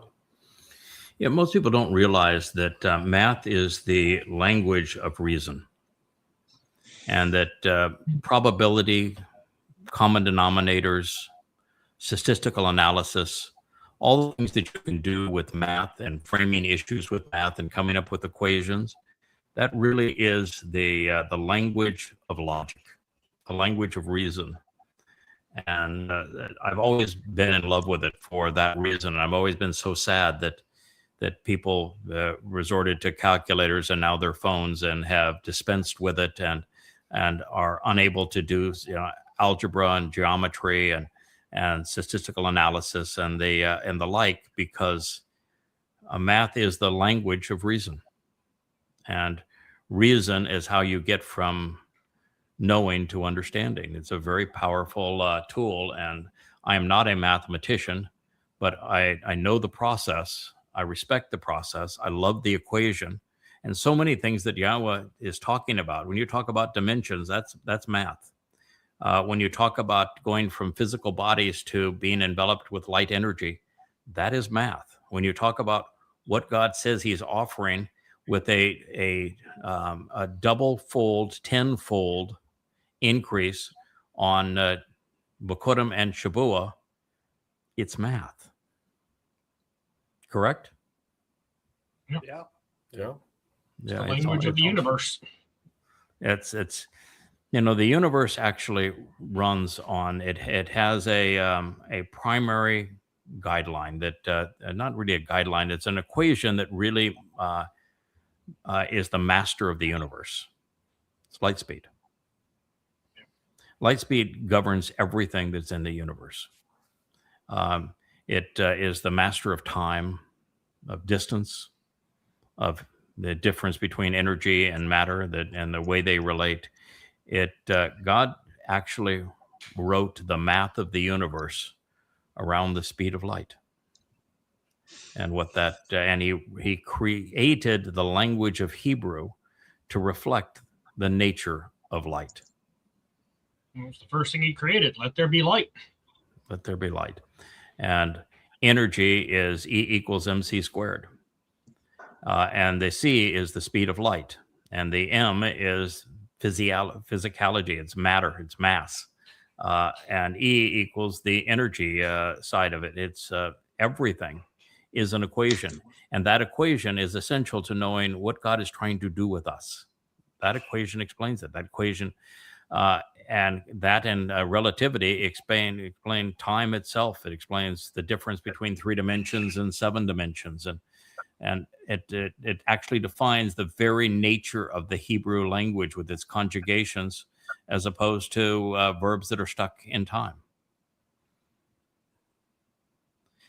JB, as you saw these tools with the Dead Sea Scrolls and the translations and the like in the glossary, can you imagine starting off like having that tool all those years ago when we started these translations? Would have loved that. That's been over hundreds of dollars on tools just so I could get the Dead Sea Scrolls information. Had to go between a book and logos and this to get what you have on one site now. That's amazing. Yes. Oh yeah. And there's your book. And I don't have a copy of it in this office anymore, but the Dead Sea Scrolls Bible was my, in fact, it's so used. Yeah, there you go. Another. And what I end up having to do is I've used it so many times, I had to keep on buying copies because the book kept on falling apart, that I would use it so often. And yet you're physically looking up analog, which great for you, Kirk, but I am trying to make, a little bit of progress into the digital age. I'm not sophisticated yet, but I'm treading water. But what we found, we spent a day together searching for everything we could find, and we actually found a transcription. Because in the past, all I had to work with is I had multiple sources that would tell me the difference between the Masoretic text and the Dead Sea Scrolls. So I always knew the difference. And then you have to do one of two things. You have to reverse engineer to get back to the Hebrew word that is different, or you have to go to a picture of the scroll where there are no demarcations of chapter and verse, and to find that spot and read it from the scroll to come up with what the word is. I mean, it was unbelievably laborious to do this. And now, there it is. Just mouse over it, baby. I mean, it's all there. It's amazing time saver. I could be, with all of these tools, I could be retired and have 20 people replace me on the translations. Probably not, because it is a skill that you develop over time. The more you do it, the more comfortable you are with it. And it's by doing it that you find all these connections. And so it's actually through that process that leads you to the conclusions that are profound and the insights that are so uniquely essential to our lives. So I might be able to keep my day job. You'll keep your job. They don't handle inference. Verifying is easier. Yes, verifying now is easier. That is true. And we're trying to make verifying easier. And even when the covenant members get the copy of the Torah written inside of us, I'm actually convinced that for us that are already emancipated, those instructions are going to be how not to be stupid, using free will when you're empowered to the point you can go travel around the universe and have access to the DNA of life and black holes and galaxies and all that sort of thing. And so we're going to have those instructions. But even if a number of those, and many of those, maybe even all of those that go into the millennial Shabbat have a full copy of the Torah inside of them, and they are able to read Hebrew, it still isn't enough. That's why God didn't just hand down the Torah and say, here you go. He had it all delivered through and experienced by the children of Israel and through Moshe. And then Moshe spent the entire Devarim explaining it. To really appreciate it, God figured out we need it dumbed down to our level. And that's what Moshe did with Devarim. That's what I'm trying to do, is that you take, brilliance from God, and you have to convey it in a way that resonates with people. And so it's got to make sense to you. Then you got to be able to teach it. And what is the absolute best way to learn something and really, really learn it so that you own the material is to teach it? Repetition. Yeah, and that's one of the reasons why the Hebrew word for teach is also the Hebrew word for learn. Different sides of the same coin. Kirk, you taught art school. My guess is that in teaching art school, you honed your craft. Oh, yeah, absolutely. When you have to put it into words and demonstrate it, and it's more of a physical act because I'm up there demonstrating. And if you do a lecture tour, which I did for 2 years, every major art school, those people knew a lot. And I would stand up there and I said, boy, try to know your stuff. And I got really good at it too. Yeah. Now, when I was writing you today, when Joe was saying, hey, man, I loved your sketches. I don't know if you noticed, but on your glossary, he has grade back versions of all your sketches for each letter. Well, yeah, So he they're very took, faint, but I know where they came from. yeah. So what he's looking to do is to have more of those because they create a very rich historical view of how those letters were depicted to show things. So what he was saying, I'd love to have more of those. I'll code them all in graphically, so they're the background of the glossary. Okay. And so that's what I was kidding you about. Come on, man, y'all needs more sketches. And so I was trying to I be can do that. facetious. That's one of the things hope I can do. I heard that. So I just want to make sure you know that I'm kidding with you here. Kind of kidding with you on the square. Yes, I think the grade back images that you have add a degree of sophistication and richness to the presentation. I think they're beautiful. It's your glossary, and so your art behind the letters, I think, is a beautiful way to present it. The more we understand the history of those letters and what those letters, those pictographs represented, the more we understand the words. It's one of the things that our math major over here, Perry, has found out, that the more that you look at the letters and what they convey, particularly the difference between an A and an LF, and why one is used in one place and the other one is used in another. One is the ram and the leadership and the door, and also the bull and the strength and ferocity. But the other one is an eye, perception, observation, understanding, and they both convey very positive things. And then you look at why is one at the end of one word, like yada. Which one do you think is going to be there? I mean, the word means to know. Which one do you think is it an elephant or an ain, a ram bull or an I that is going to be at the end of that word? Oh, it's an I. It's Man. an I. Absolutely, it's an I. Yeah. So you learn, El God. It's leadership. It's the protector. Which one do you think is going to be there? Is it the ram bull, or is it going to be the eye? Yep. Yeah, it's the ram bull, absolutely. And Ab Father, it's exactly the same thing. It's the father being observant is great, but he's got to protect the family. Mm-hmm. He's going to be the ram bull. He's got to lead the family. So it's the ram bull that is in those roles. And so you see which letters are used and why they're used, like Bereth, covenant, and Beeth, home. Well, what do you think the first letter is going to be? Beeth, which is a drawing of a home. And what's the difference between Bereth and Bereth, the home, versus the covenant family? There's only one letter difference. It's an added letter. Which one do you think it is? It's the observant individual, the person who listens, the person who sees, and the person who thinks and then speaks. It's the observant individual that transforms that home into the covenant family. It's a really great language, and the more time you spend at it, and particularly if it is a bit laborious, because there are so many exceptions in Hebrew and the way things work and the way that things are transliterated in our lexicons to identify the root word.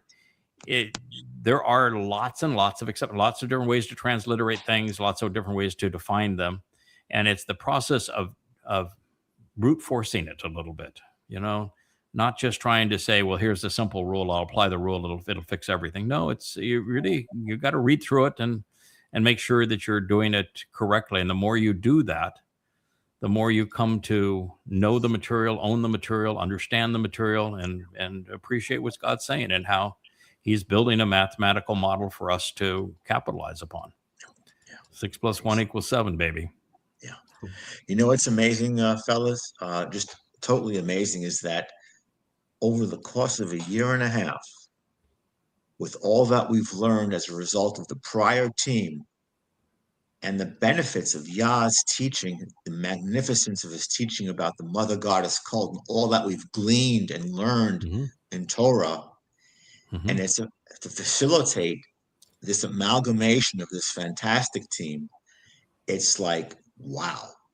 And we would not have had this team. Yeah, I mean, you'd still be together, although you were on the outs with the old. They really hated you, and they disrespected Kirk. So And they only used JB for the one line because you copied a line for me. I said, "Don't trust me. Validate these things for yourselves." Well, they left that part out. They just says, JB knows him, and he wrote, "Don't trust him." So that's how they used you. So it is we could not have bonded the way we have. And we would not have been together as a group. We would not have you, Will. Would not have you, Kevin. Would not have you, Kirk. We wouldn't have Perry here. And Leah was constantly harassed by them. And when they left, she became the mother of the covenant. She's the one who has developed so much of all of this. And it brought in the likes of Mariah, who has become so essential to us, and it goes on and on. And Leah was talking about your son is doing something that is really special, and she's was telling me to be ready for the results. That is really impressive what he's doing, Will. And so Kirk, to go from where you were to Sylvia, now that's a heck of an upgrade.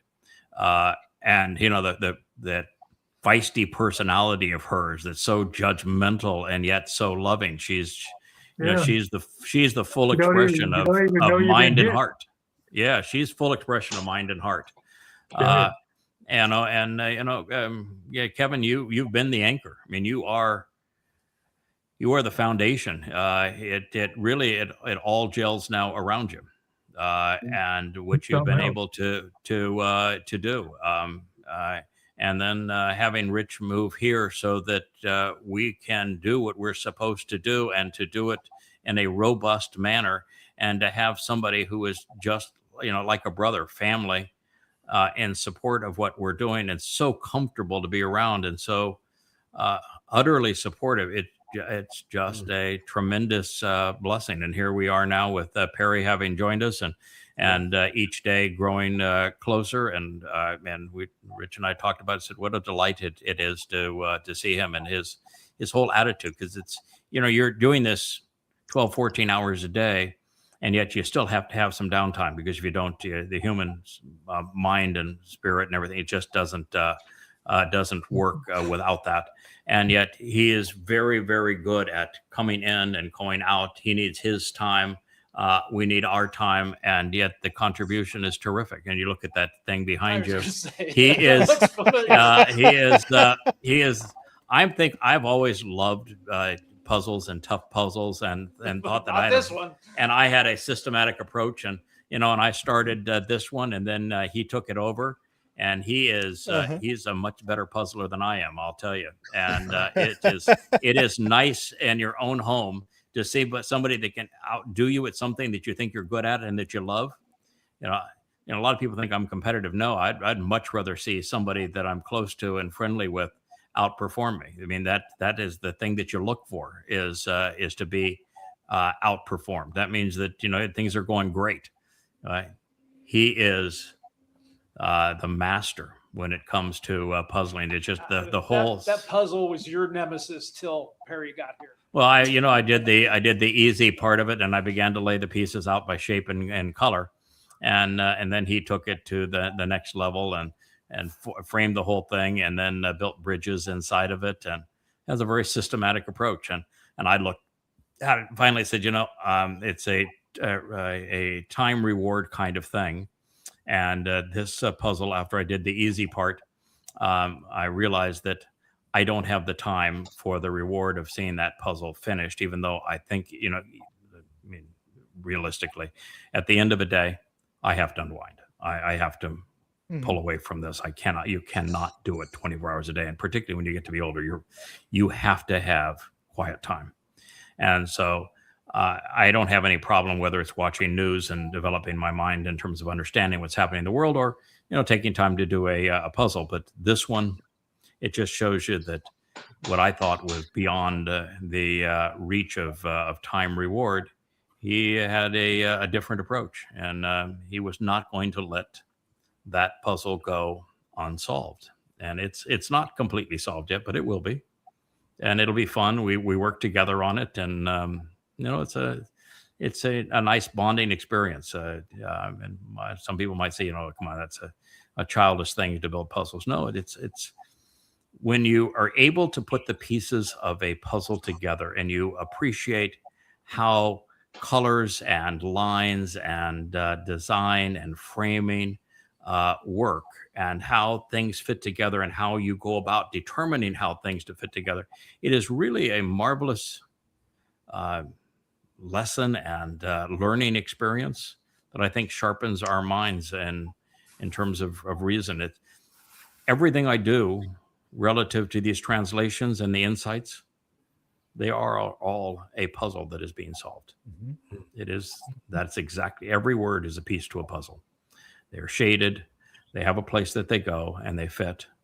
And when you put them all together, you see the issue framed, and it's a beautiful picture that emerges. And so that's exactly what we're doing. We are putting together the most complicated, comprehensive puzzle in the universe in a way, for the first time, it is seen as beautiful and comprehensive, and will be one that we will always be improving on the insights that can be derived from it. And that's why I think we have full-time employment going through the Millennial Shabbat, because even if everybody has a copy of the Torah, somebody still needs to explain it and make the connections and show the brilliance of the whole thing and how that whole story fits together. This team, this group, it's all also about describing neuroplasticity and synaptic plasticity to a T. I would agree with you if I knew what those words meant.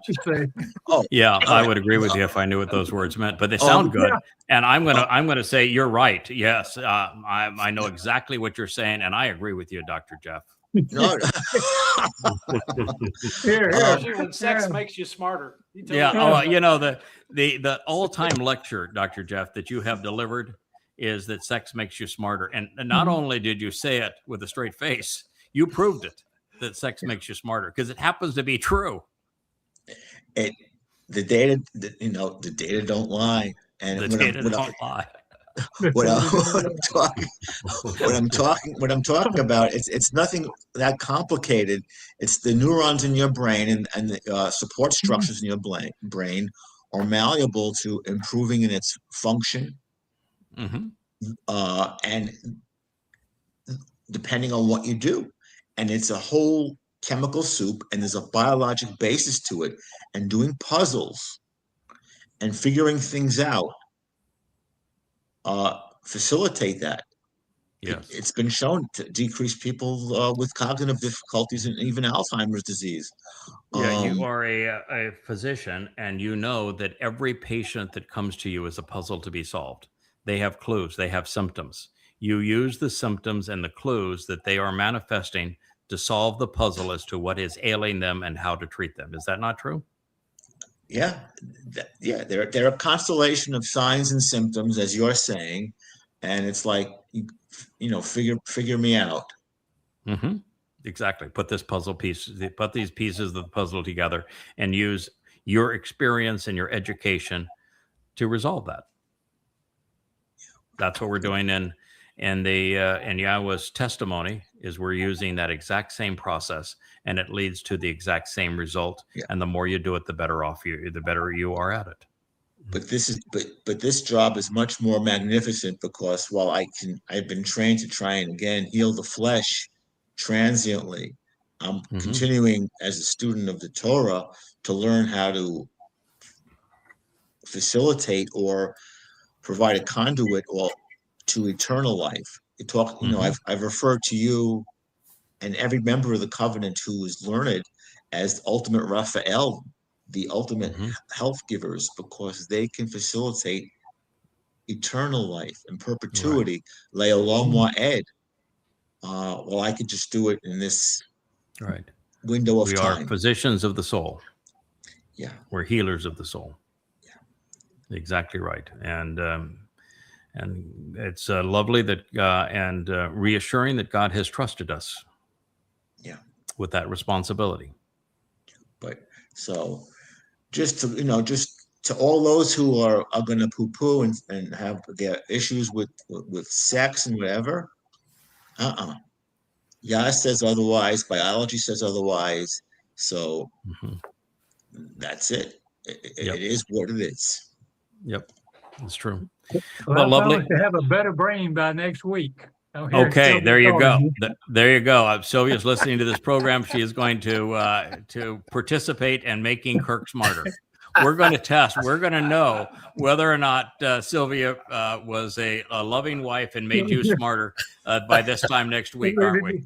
If it don't work, I'll just keep trying. Do you keep Exactly. That was my answer with Leah. That's constantly said, you chose to marry me because you thought I was smart, and now you know that you're responsible for making me smart. There you go. Yep. I have a puzzle for you to do, Kirk. We'll have a special puzzle for you. Okay, sounds like fun.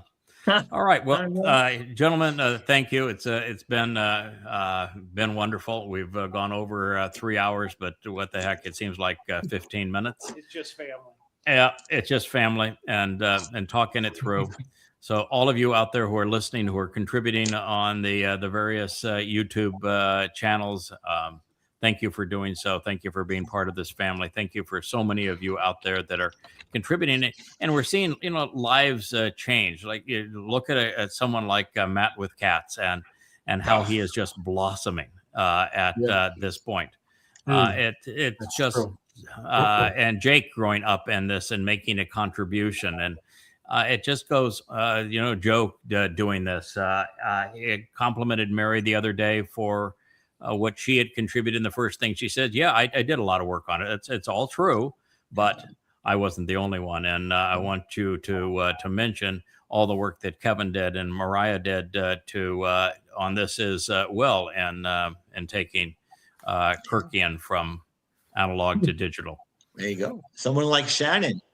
Yes. Oh, yeah. And look at Shannon, somebody that has visited everybody and come here and been glue that brought everybody together.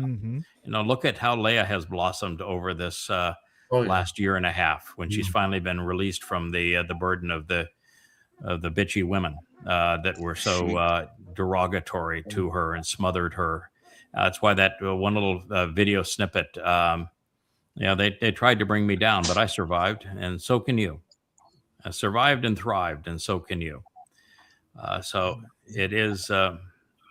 It's truly amazing, and occasionally, and I know a lot of people just work quietly behind the scenes, but I'll look at something and say, "Well, that's really beautiful." I said, "Well, I didn't do it. That was done by so and so," and it's just one name after another, and relationship, and so much being done behind the scenes, and it's beautiful. You look at just the details that we're sharing and producing and building, man. If I were I'd be very, very impressed. I'd be very pleased, very impressed, and say, I'm happy that is going to be our home. Yeah. Hallelujah. Yeah. Hallelujah. Well, you turned blue there, Kirk. So it's probably time for us to. Yeah. And on that note, we'll say good night. Good night, everyone. Thank you. Good night, so much for Rich Shalom. and your contribution. Good night, everyone. Shabbat shalom. Shabbat shalom. Hey there, thanks for tuning in. That was Fetch. Gotta run now. Catch y'all on our next podcast.